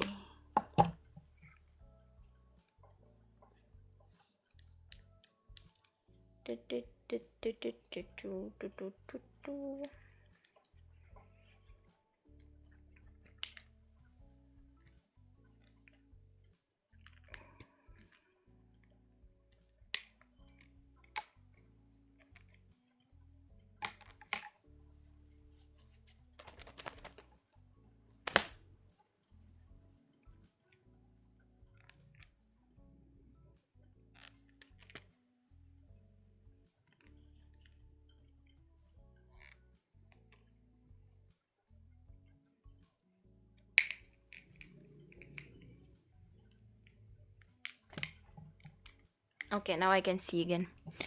The game called Big Hops. It's a new game. I see. It's not boring. The random knowledge helped me distract my mind while working so I'm not going crazy. Oh, I'm so glad that it's like, like the fact that I'm like reading, even though it's like random knowledge for you guys, maybe some of you find it helpful, so it's good to know. Cikgu perempuan raid bilik tanya siapa makan durian. Oh, itulah bau durian ni. Durian tak boleh berhasil tau. Saat sekali buka satu kampung tau. It's okay, Sarah. I know it's boring, but everyone goes to school, so we all end up listening to teachers read from books. Actually, it's not a good idea for teacher to just read books. Macam, it's kind of boring in studies. Like, tapi itulah. Kalau tak baca pun nanti kan cikgu pun that's why, bro, I found like a TikTok. It's so funny because like I kind of can relate to it in a sense. Kejap, let me open that TikTok real quick. Dah terbiasa. Aww. But yeah, I found this video of like a teacher, like dia tak buat preparation tau untuk study, untuk mengajar. We use glass because when it Jadi, dia sambil dia baca tu, dia pun macam, I thought isi durian frozen kurang bau. It's a frozen durian? Nah, man. If it's durian, whatever type of durian it is, it's gonna be smelly one whole kampung, you know. Don't know if I can find it, or is it just like I like the video only?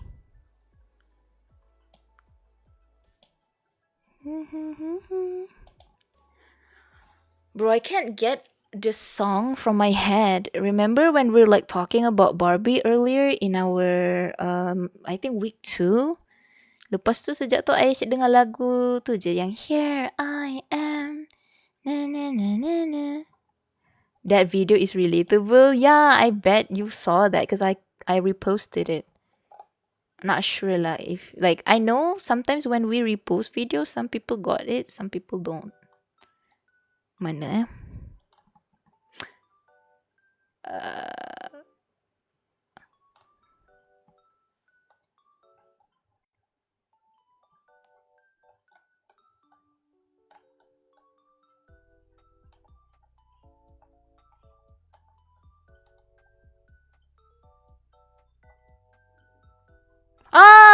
Okay, ni. I found it, bro. I found it. Okay, let me open. It's this one. This is the one that I found the other day. Okay. I know some of these words. When I'm teaching a lesson but secretly relearning it on the spot.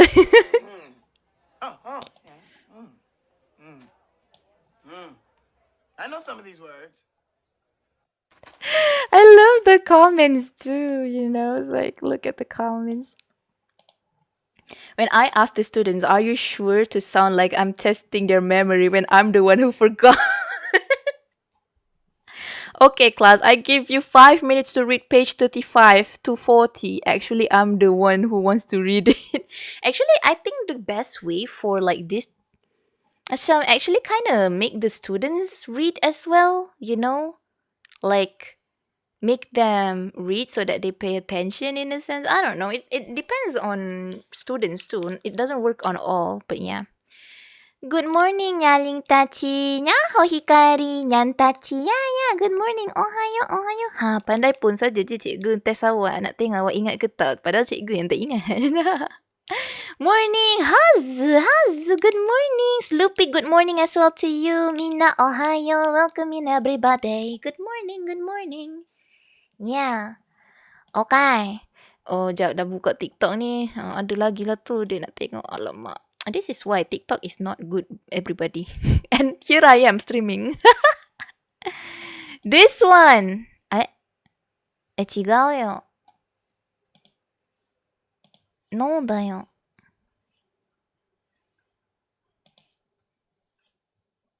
で。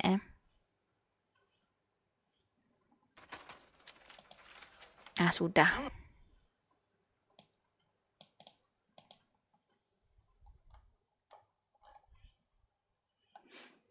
Beberapa hari ni I banyak nampak, mungkin sebab I dah banyak sangat like yang things that is related to teaching lah. So like もう逃げられないな。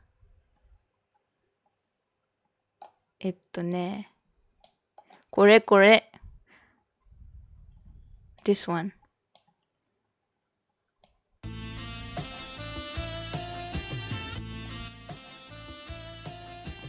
Oh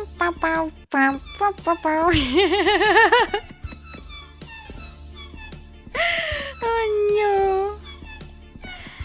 But yeah, memang like I've done this kind of thing too before. Dia macam kita nak belajar tema air. Lepas tu bagi budak-budak ni tiup. No, gitu dia tiup. I notice kan macam meniup buih ni pun satu skill kan. Apparently, bagi ya diorang tiup belon. Bagi tiup belon sendiri. Tak naklah kita yang tiupkan belon untuk dia. Dia macam tak pandai pegang kat hujung tu kan. Jadi, belonnya asyik. You get what I mean? Kena ajar. Yeah.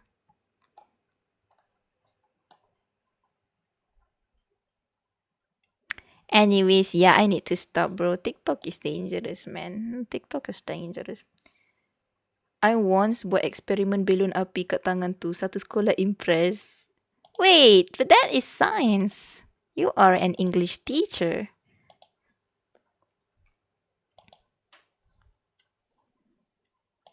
But yeah, it's like a magic trick, right? To make people interested in science. Yeah, yeah, yeah.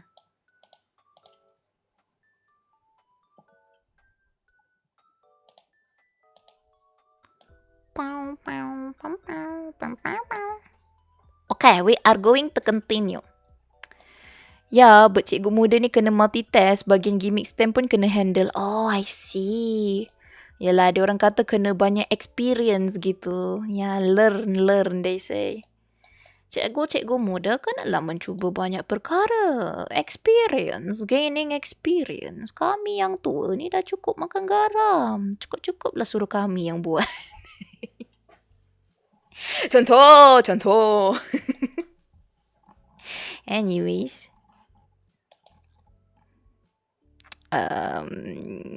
Ayo kita kembali ke lesson kita. So, we're going to continue the history of music education. Contribution of Arab civilization to European music culture. Okay? Okay. Alright, ayo kita jalan. But now too much brain rot. Apa maksud makan garam tu sebenarnya? Diorang dulu telan segenggam garam. Bukan. Dia macam, alah, dalam kehidupan tu dah macam-macam experience lah macam tu, you know? I'm concerned part makan garam tu. Is that why asyik darah naik? True. Itulah darah tinggi semua kan? Dah tua-tua, darah tinggi. But yeah. Not me though. I'm always low in blood. Although Europe went through the Dark Ages, there was another civilization that was developed during the era, which is Arab or Islamic civilization. Many Arab scholars translated Greek knowledge materials to Arabic, as at that time Arabic was the language of knowledge and communication. Many Arab scholars carried out research and improved as well as update Greek original writing materials. Betul ke ni? So, Sarah mengaku dia tu, tapi my blood is low blood. Means I'm not old. Tak darah tinggi. If someone low blood, why they're not got some salt? Tak, kalau low on blood, dia suruh kita tambah iron. Morning, Sara Nyan. Sara Nyot apa? Hi, Shaz. Good morning. The scholars from Europe translated many types of knowledge from Arab civilization to Latin language to the extent that the names of Arab scholars has been changed to Latin names. For instance, the name of Al-Farabi has been changed to Alpha-Barius, Ibn Sina to Avicenna, and Ibn Rushd into Averroes. Why? Why do they even have to change it? What the heck? The contribution of Arab civilization to the development of human knowledge in general and in music specifically is rarely recognized in history books. Besides that, European music culture has been influenced by the musical instruments, music terminologies, music concepts from Arab civilization. For example, music concept or war songs, which were originally from Arab civilization, emerged as marching orchestra in Western civilization. A few musical instruments or music terminologies, such as the sounds of nafiri, anfa, guitar, kitara, lute, loud, esquire, al-shakira, Masya Allah, apa aku baca, and ratchet, irakia, may also come from Arabic civilization. Okay. Okay. Has low blood in the morning.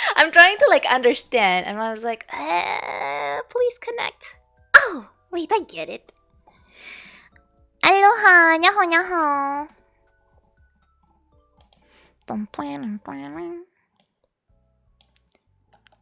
Okay, I'm in water ballast tank 3 port site today. Are you okay?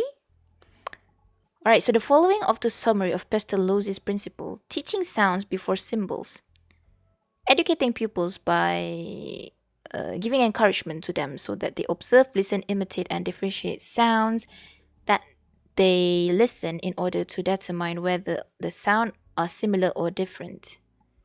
Teach only one aspect of music: rhythm, melody, and other at one time.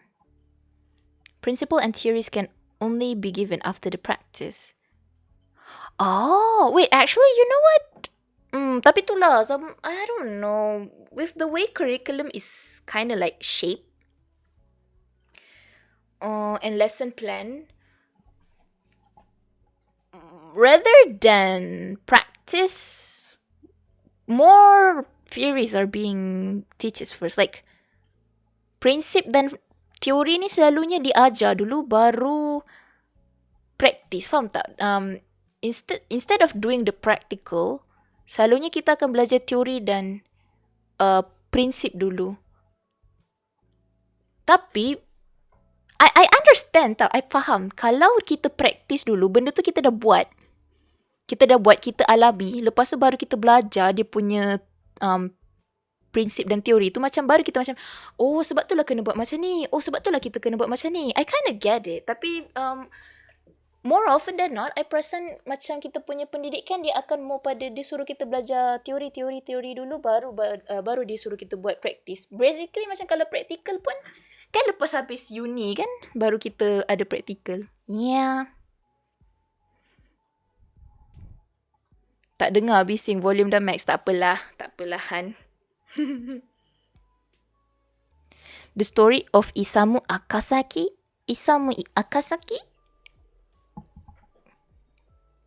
Penat belajar teori and so much research need to do, cepat burn out.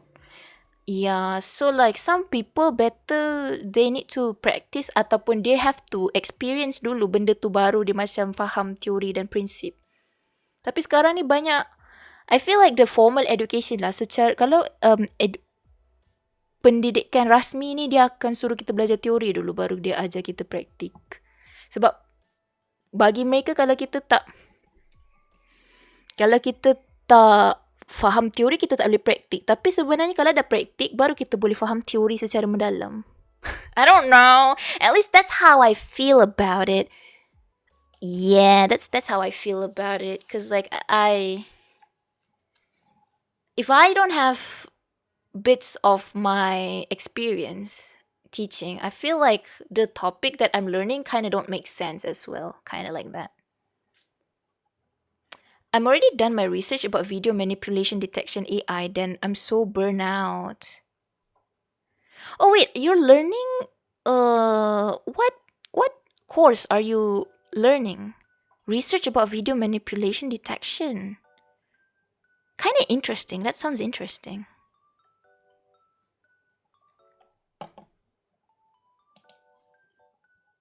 Yeah, also like AI is getting a bit scary. I mean, they have always been scary. I've seen a video yang dia macam cakap Khairul Aming jual kuali tu kan, but that's like actually not true. That is AI made, AI generated. I'm computer science and I take subject AI. Oh, that sounds interesting actually. Tak tahu, because I kind of like don't really like the AI thingy, you know, like the video generator and everything. Halo Bal, apa khabar? Selamat pagi. Sihat hari ni?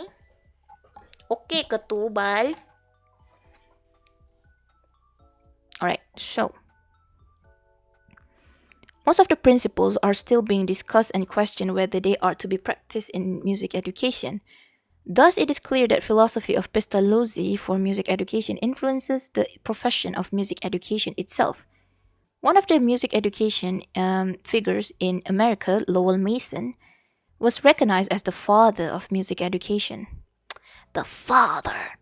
He was influenced by Pestalozzi. He fought to include music education as a compulsory subject in the American school curriculum. But so much data to handle, I see. AI Arif Iqbal, ya saya. AI 2026 today so detailed, not gonna lie, I fall for that IT. For that, it was AI video.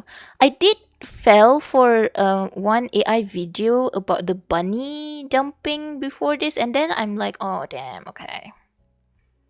Top up lagi 5 biji durian dari kuartus. Sekarang satu blok bawah durian. Nah.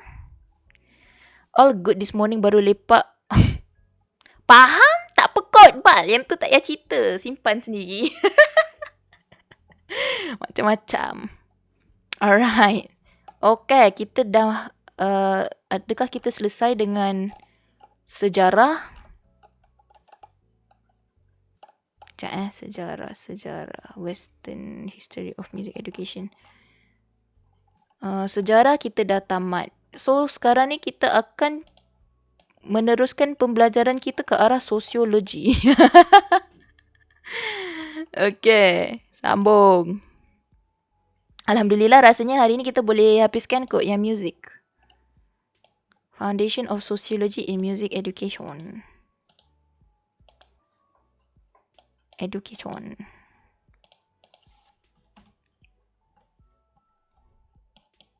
Meow, meow, meow, meow, meow, meow.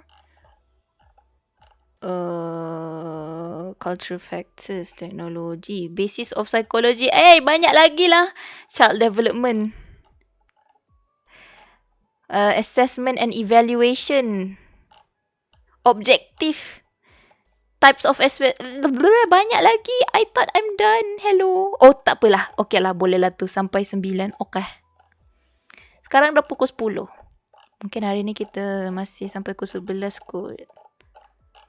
Okay, banyak juga ni. No worries, we're teman Sara Nyan sampai habis chapter. Tak, I lapar sebenarnya. Tu yang macam banyak lagi. Tadi makan nugget je pagi tadi. Tu macam oh no. Okay lah, tak apalah, kita sambung je. The PNG tuber is like a teacher, so I call you teacher from now on. You know what? It's okay. Sure. I don't mind, I guess. Alright. It is common in the social science field to believe that human behavior is learned since birth. Most of the ways that humans think, speak, and act are the result from interaction and assimilation with other human beings. In this case, what has been inherited from parents and grandparents is also taken into consideration. However, this genetic factor can be associated with biological aspects such as personality and potential to determine an individual's action. According to sociologists, genetic factors are also determined by an individual's surroundings, where he or she is brought up, as well as the culture of those surroundings. Rezeki betul tauke kantin belanja air. Ush, korang belanja dia tak makan durian, nanti bau durian. Dia kata, makan durian cikgu-cikgu ni tak acak, tapi dia bagi air. Dah belanja air kena lah belanja durian kan, gitu. The logic. Anyways. Alright, so the question that is being asked here is musical behavior nature or nurture? Secara natural ataupun perlu dipupuk? It is still controversial. Masih kontroversi, tak ada jawapan. It is still controversial whether human actions are determined by human nature or through assimilation and individuals' interaction with their surroundings. They believe that environment factor influences how individuals behave if they are raised in that kind of environment. In this case, Bach's family from Germany becomes an example, as many generations of great and famous musicians come from this family. Most research conducted shows that both factors are involved in determining all human behaviors.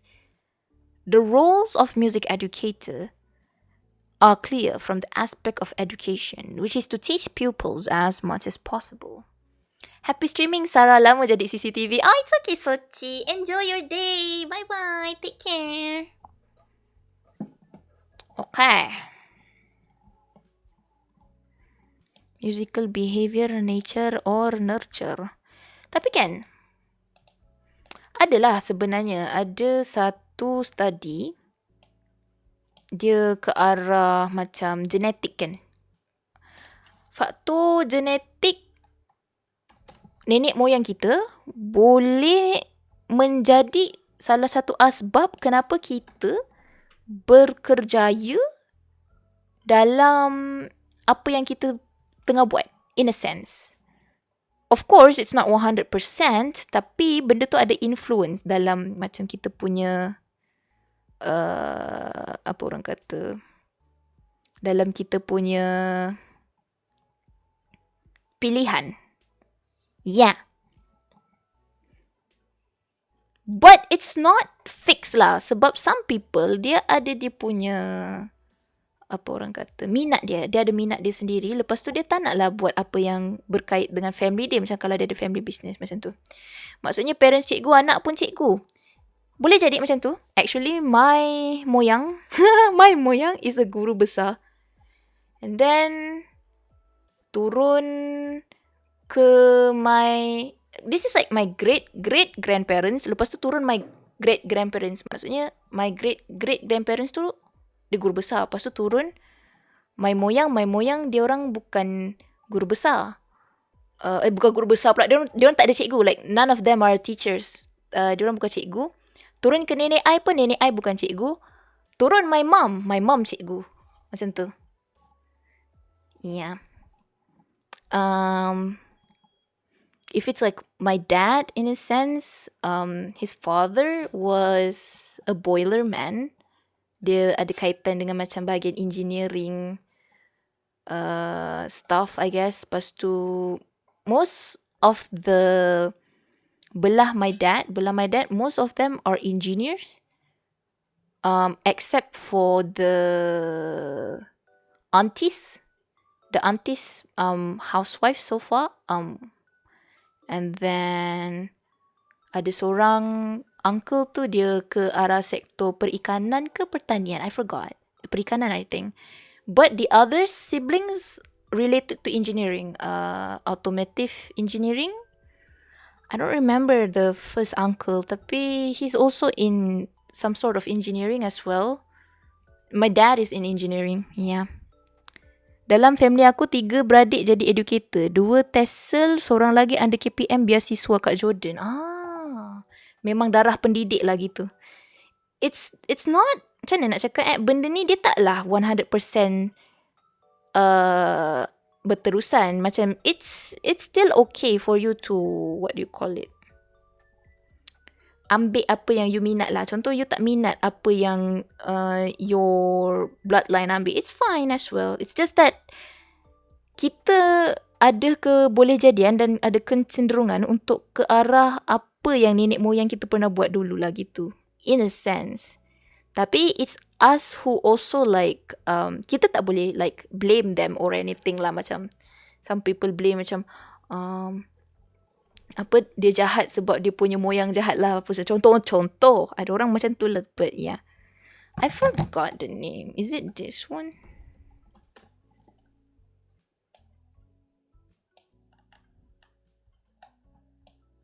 Yeah, this one. Break the bloodline ke? Yeah. Leluhur.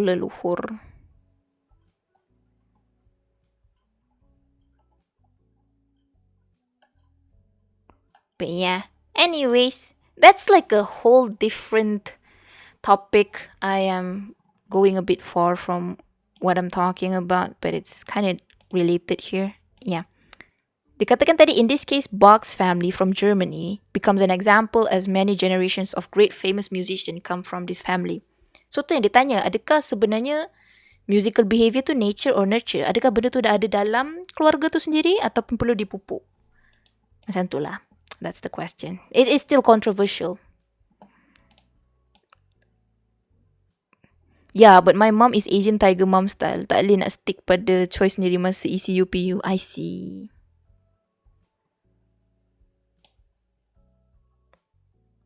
Alright, so most research conducted shows that both factors are involved. Yeah, both factors is involved. That's why human is complicated, you know. Manusia kita ni sangat complicated. Sebab bukan sahaja diri kita, malah kita punya nenek moyang tu pun, like, because it's our genetic, you know. It's part of us. It's part of our, we are part of them. Ha, gitu. So, like, they also kind of, like, have, like, influences within us. Walaupun kita tak kenal dia. Walaupun kita sedar tak sedar. I'm back. Welcome back. Cumanya I tak arif lah dalam bahagian tu sebab dia punya apa tu, you know, that is another kind of branch of studies as well. Benda tu pun belajar benda lain tu. I tak tahu sangat, tapi I ada sedikit exposure about that. So kalau saya kacip, adakah keturunan saya memang kacip? Kacip tu mungkin sebab kita punya environment actually. More pada environment kita yang sekarang. That's why I say human is complicated. Nenek moyang satu, you know, kita punya genetics is one thing, and then the way we grow up, our environment, environment sekeliling kita pun shape who we are. Yang kacip-kacip ni sebab zaman sekarang orang suka buat kacip mengacip. Not because your moyang suka kacip. Siapa ketua kacip dalam circle ni? Yeah, but that's what I mean lah. There's a lot of factors. Okay, anyways, music as human behavior. Ayo kita kembali ke jalan yang lurus. Music is one of the acquired human behavior. It is similar to the way we learn to speak in any language, play football, or drive cars. It is also a social activity which can make humans understand and agree that music sounds should be integrated. Usually, music art in our community is also based on tradition from previous generations. Music art is an aesthetic piece and in-depth human experience which could reflect various types of feelings, emotion, creativity, and intellect. Music art can also enhance the quality of human life. Hence, music can be considered as unique human behavior. Okay. Definitely yang tengah live ni. Asal I pula yang ketua? Maaf ketua.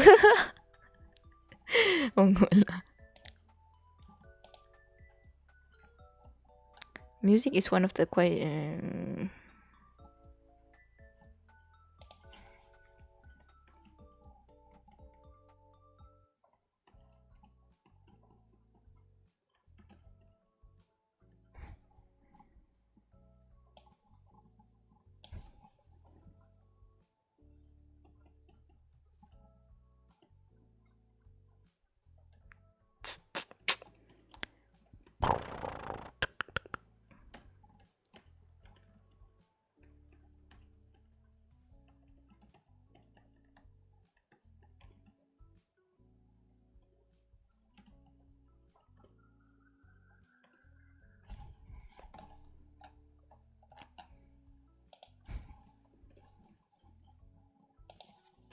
Okay, sambung. Factors of musical behavior in community. Out of topic, if you wink, does your model wink as well? Should be, but the sensitivity... Oh, taklah. Actually, the reason why I'm not winking is because I put my eyes in symmetry. Kejap. I link my eyes blinking. Contoh kalau I tak... Okay, if I don't link my eye blinking, I cannot, bro, I cannot. I cannot wink, bro. Yeah, there you go. Okay, like that. Yeah, okay, dah. Alright, I'm gonna link my eye. So basically, if I put my model into link eye blinking, so even though I just blink one eye, it blinks both. Yeah. So bila I tutup the eye blinking just now, you will caught me winking. Yeah. Akum? Apa akum-akum ni? Kalau nak bagi salam betul-betul. Tak mau begini. pula. Dah macam mak. Okay, anyways, factors of musical behavior in community. There are so many related factors to the characteristic and the way music is produced and used in any community. The discussion on this matter focuses on 4 factors, namely from the aspect of biology, social, culture and technology. Okay. Kita kembali pula. Kita akan meneruskan ke arah faktor tingkah laku muzik dalam masyarakat. Masyarakat. Alright, so dia ada, tadi dia kata biological, secara biologi. Kemudian ada secara sosial. Seterusnya ke arah budaya, culture. And then technology.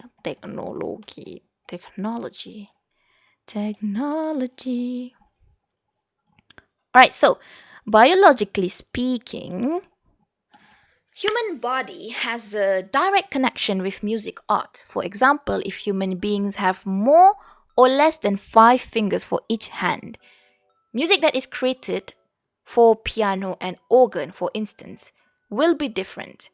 The mechanism of the musical instruments like clarinets and flutes will also be different from what is available now. If the voice of a man and a woman is only of one bass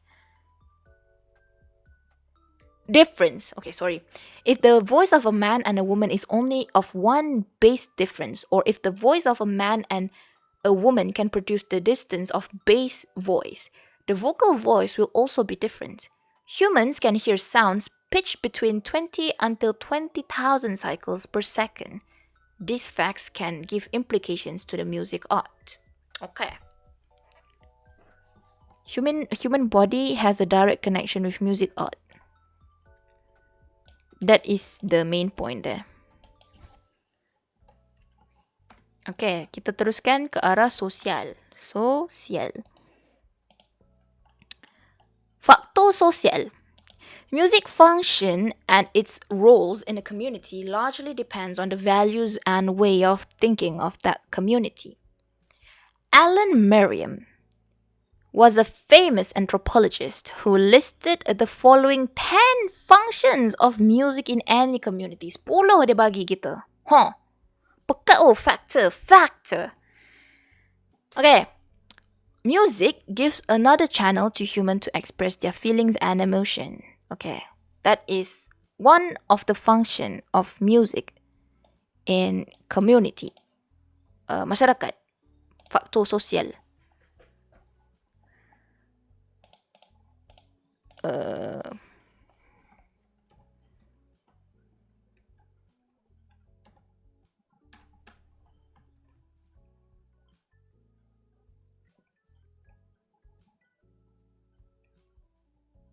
Channel for human lah sebenarnya.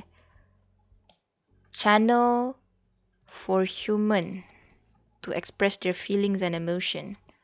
Salah satu cara untuk kita meluahkan perasaan kita. Sebab itulah banyak lagu jiwang-jiwang kan. Dia kata, kau tinggalkan aku kan.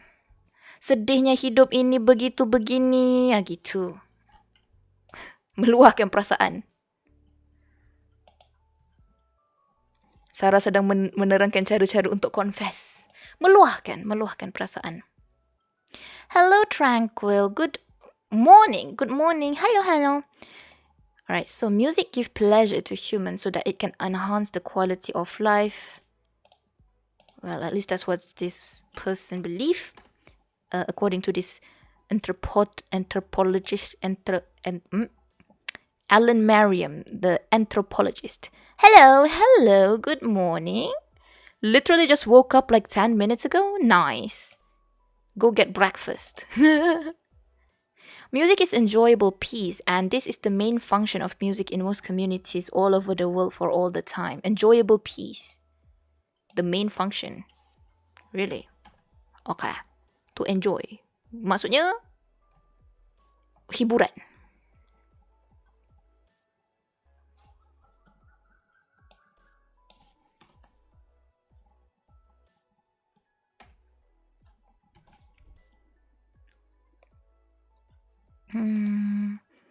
Music is a communication channel for human emotions, but the way is different from communication using language.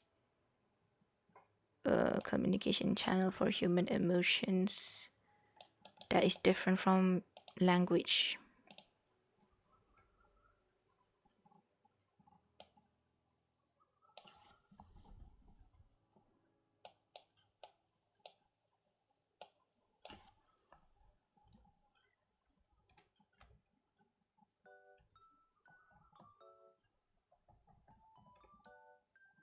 Not sure if you're into it, but you could do ASMR with your voice. Really? ASMR time, everybody. Nah, my mic is not equipped for it though. My mic is not good for it. It's, you know, like ASMR have their own like type of microphone. Yeah, I don't have ASMR microphone.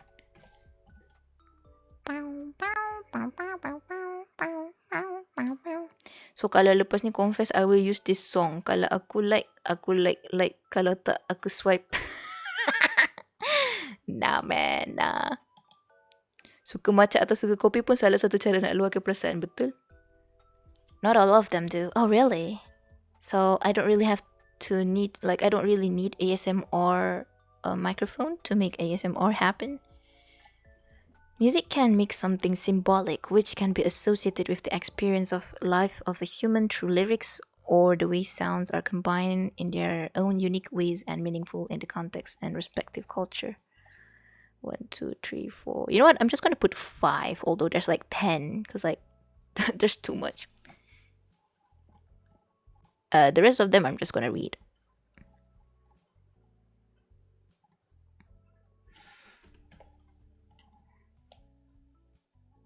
I'm just gonna shorten it to symbolic.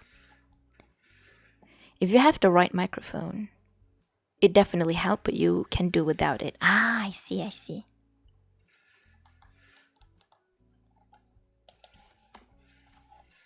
Alright, so the next one. Oh, by the way, we are talking about the factors of musical behavior in community, right? So now we are moving to culture. Oh wait, I forgot to finish the rest of it. 1, 2, 3, 4, 5. So there was like 10.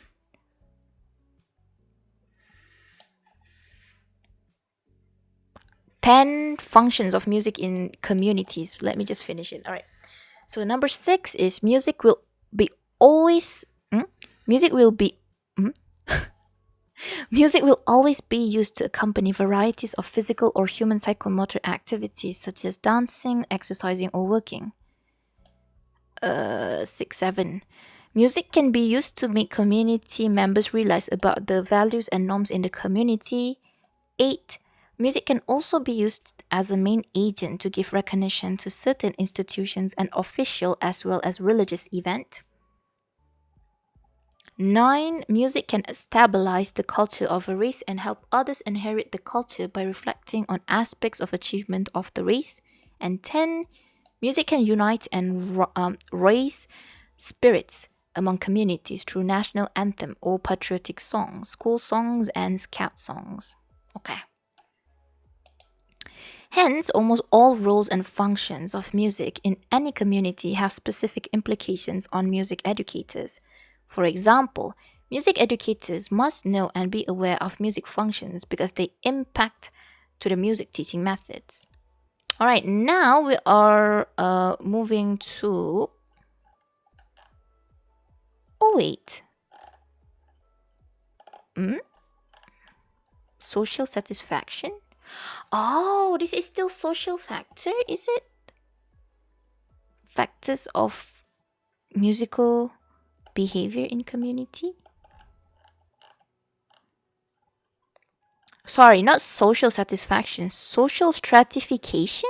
What's that? Stratification. ちょっと意味わからないです。Stratification って何? Arrangement, classification, formation of strata in rock. What is that? Placing seeds close together in the layers in moist or... No, I don't think this is what it is. The arrangement or classification of something into a different groups. You know what? Just give me a similar word because I don't understand.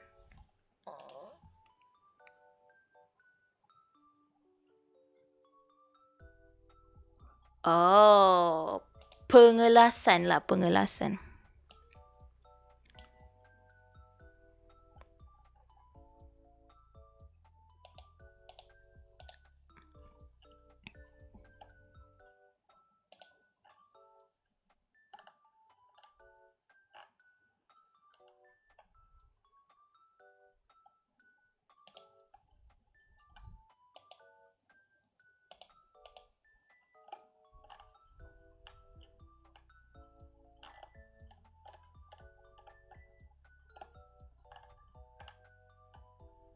Ini biology factor.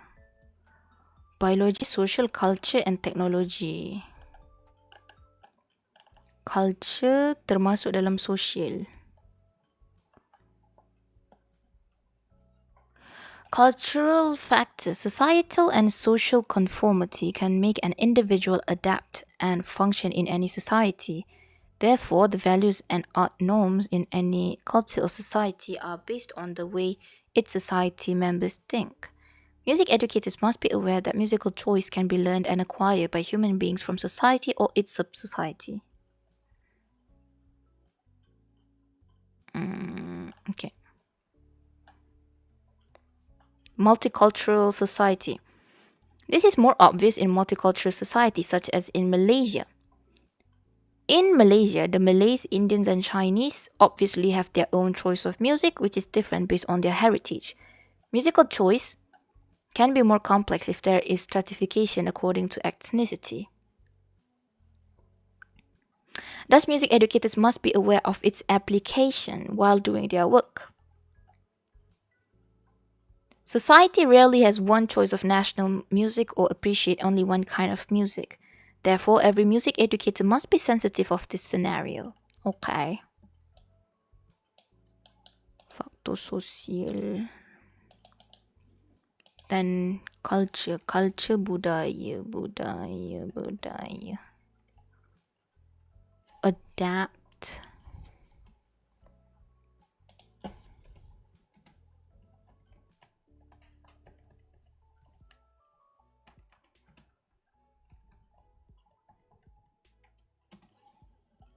Okay, lepas tu last technology. Alright, technology factor, listening to music without any barriers. The existence of recording technology like electroacoustics has made music more meaningful. This advancement has affected the attitude of human psychology toward music. The development has caused many changes in the way humans interact with music. The related matters not only involve the way human listens to music, but also the types of musical instrument that they listen to. The need of humans to play music actively on their own is decreasing. This matter also needs to be considered for the current commercial marketing strategies such as karaoke. It is convenient for people to listen to music these days, and this gives implication to music educators from the aspect of teaching and learning in classrooms. It is important for music educators to teach pupils to listen and appreciate music through two approaches. Give full attention and think when they listen to complex or serious music. This approach can be learned and mastered through systematic practice.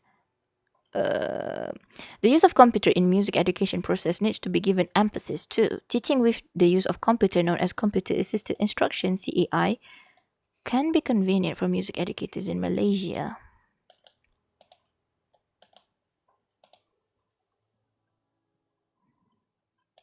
AI. Is your Padlet accessible for your viewers? Yeah, it is accessible to my viewers. You can go and find it. Like, you can get the link from my, what do you call it? Profile. Yeah, hold on. Let me just show you real quick. Especially this one. This one is the link, basically. The link that will lead you to my Padlet. If you go to my TikTok account, just right here, you will be able to see the link. So like once you click the link, it will lead you to this very Padlet where all my all my like basic information and stuff is here lah, basically. Yeah. Meow ning. Alo Pak Mat Tempe. Alo.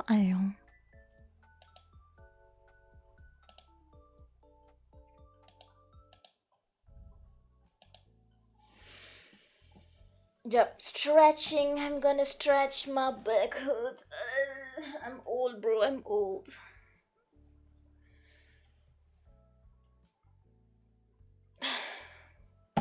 Nanti nak cuti dah. Before cuti aku buat laksa Sarawak untuk bilik guru. Ooh, nice.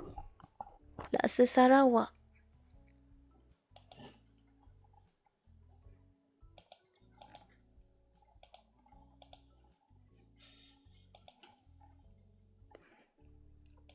Okay, thanks. No problem.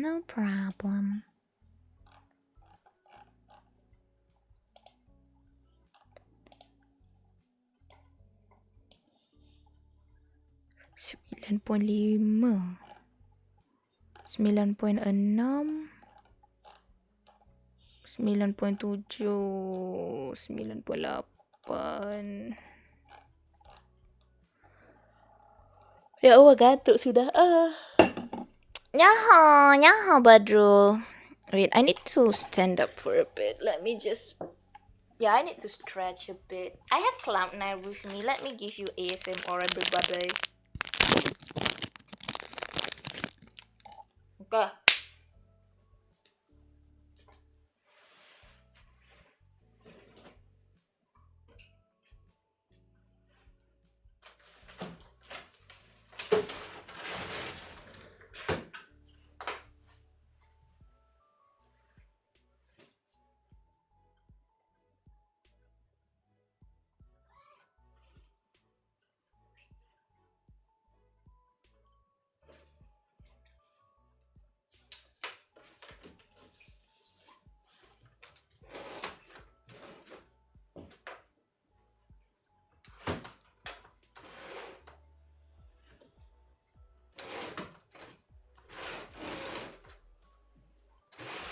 Pula, sangkut.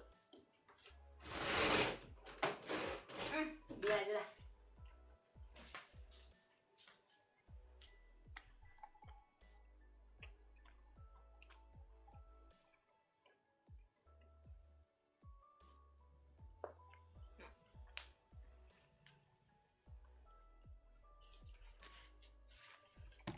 Bro, I'm not that old, but I feel so old. What the heck?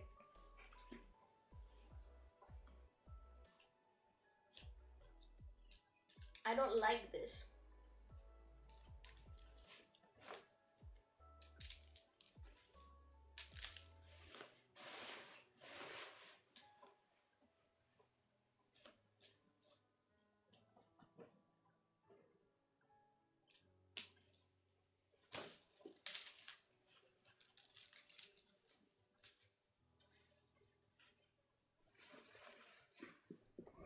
Ichinisan my back.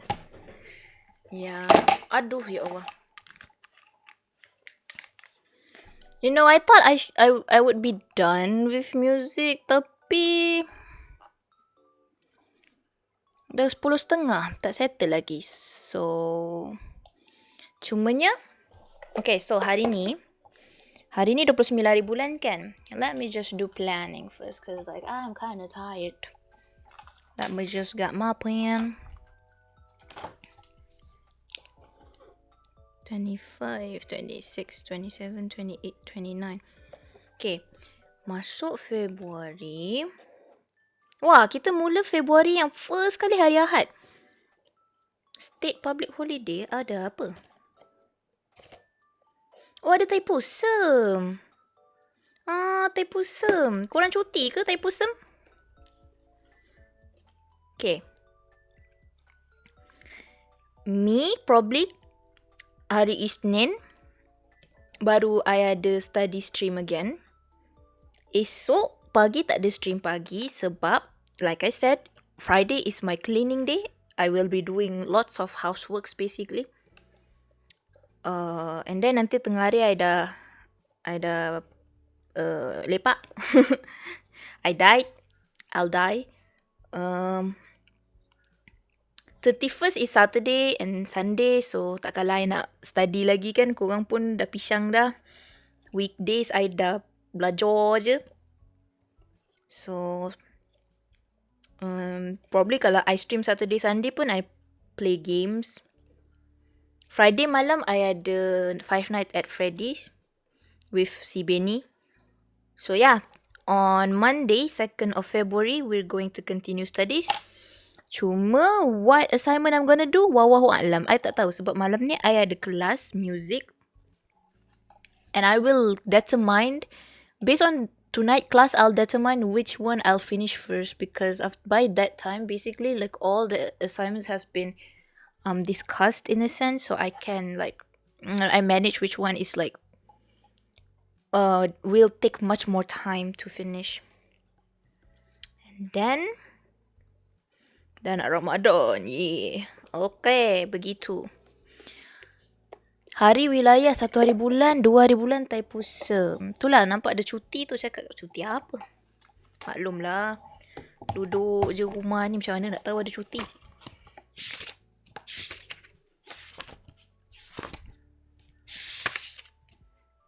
Okay. 29 hari bulan 1. 29 hari bulan 1. Okay.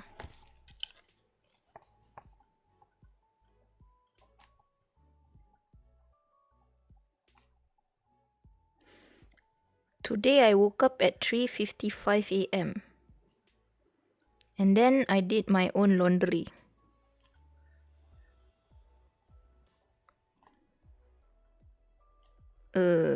And then after breakfast and everything, I swim.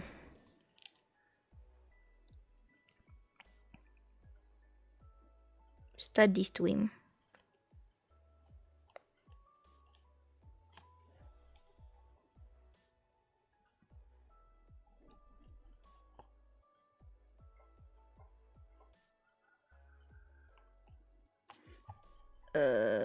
It's right now it's 10:37. Day in life. Yeah, just today. But I'm basically done with my studies today. Awal na bangun. I like to bangun awal. I tak suka bangun lambat. Yeah. So I think for today we end here. Best ke psikologi? Best kalau awak minat lah. Kalau tak minat tak apalah. Pukul 4.45. Kenapa dengan pukul 4.45 Badrul? I hantar mesej pukul 4.45 ke dekat Discord? Ada belajar ke cara nak handle orang depression? Oh, itu itu bukan psikologi yang saya belajar. Psikologi yang saya belajar ni dia dalam bidang pendidikan. Okay, I was thinking I was about to end the stream, but I'll give you a bit. I give you a bit of introduction. Pendidikan. Iya, pendidikan. Kalau nak belajar yang handle orang depression tu, boleh cuba check Encik Amirul ni, Amirul Ramli. He's more towards mental health, yeah. Bidang psikologi ni dia besar. Sangat-sangat besar. Jadi, bidang pendidikan ni dia tak adalah ke arah mental health. Dia mau pada ke arah pendidikan. Macam bagaimana kita nak mengajar pelajar.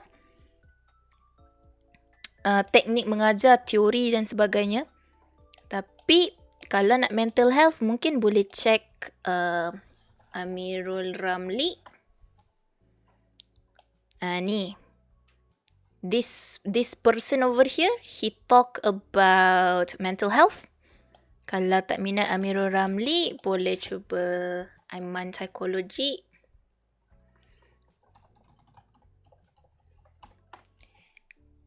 Kalau tak minat orang lelaki yang cerita, boleh cari Ayana, therapist. I minat juga bahagian yang ni, tapi I'm not strong enough to be in this field. I don't know, maybe I'll learn it one day ke, tak tahulah.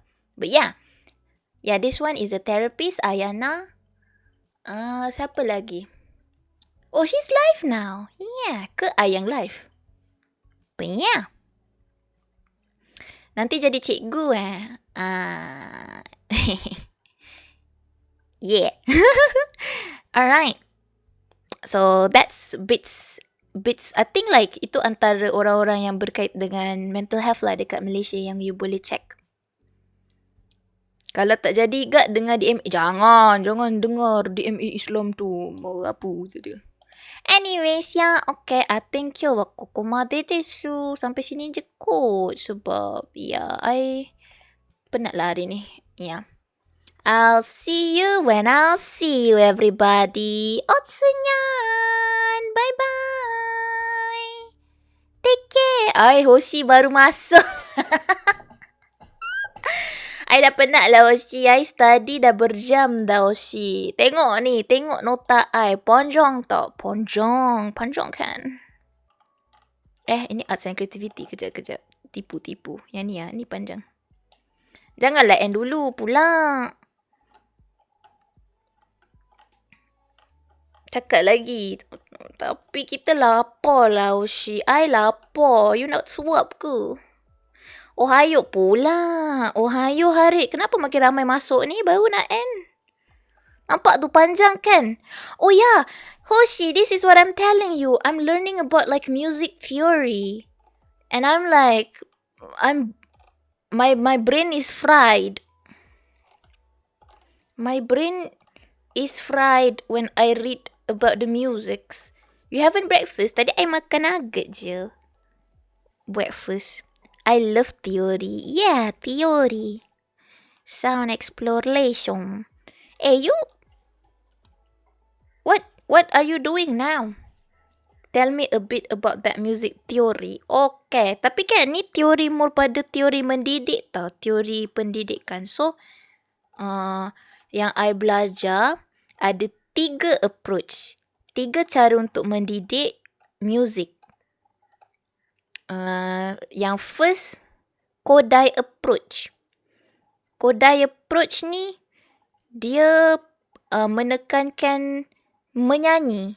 Menyanyi tu dia kata sebab semua orang ada suara. Jadi itu adalah basic skill menurut falsafah dia. Gitu.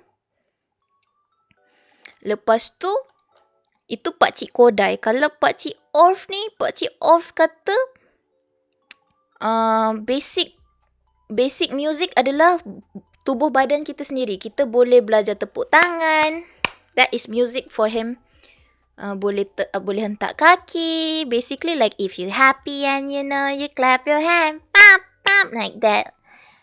That one is Pakcik Off. The last one is Pakcik Dalcroze. Pakcik Dalcroze ni dia the best way for children to learn is by doing. Basically dia lebih setuju kalau kanak-kanak tu secara praktikalnya belajar music like that. Yeah. Gitulah secara ringkasannya. Sebab kalau nak dalam lagi I penat. Okay tak Hoshi? Are you satisfaction with me? Satisfactory? Interesting? Are you happy? Also the other day I learned how to play recorder again. I still have it. Which part you said hard? The module. The module buat I penat actually. There's a lot of terms, you know. There's a lot of terms. Soprano. Walau nano. Sara nak belajar nyanyi again Hoshi. Tak apa kot. Penat lah sekarang.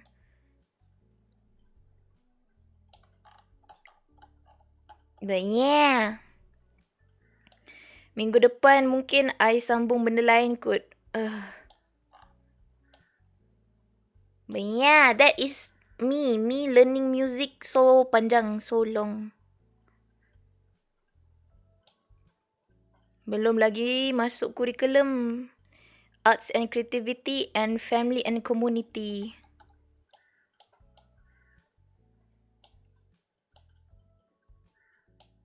Soprano.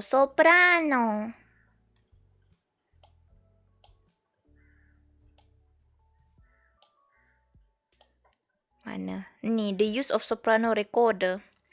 Music kalimba stream went on. I can teach you music in Heartopia. Hoshi, you're right. There is music section in Heartopia. Please teach me how to play music in Heartopia. When will you be teaching me music in Heartopia? Bila tu Hoshi? Bila kita berjanji? Esok tak boleh lah tapi. Esok I dah janji dengan Benny. Dia nak I sambung Five Nights at Freddy's. Freddy. I dah bagai ni. When we both free. Malam ni you tak free ke? Malam ni you expensive is it?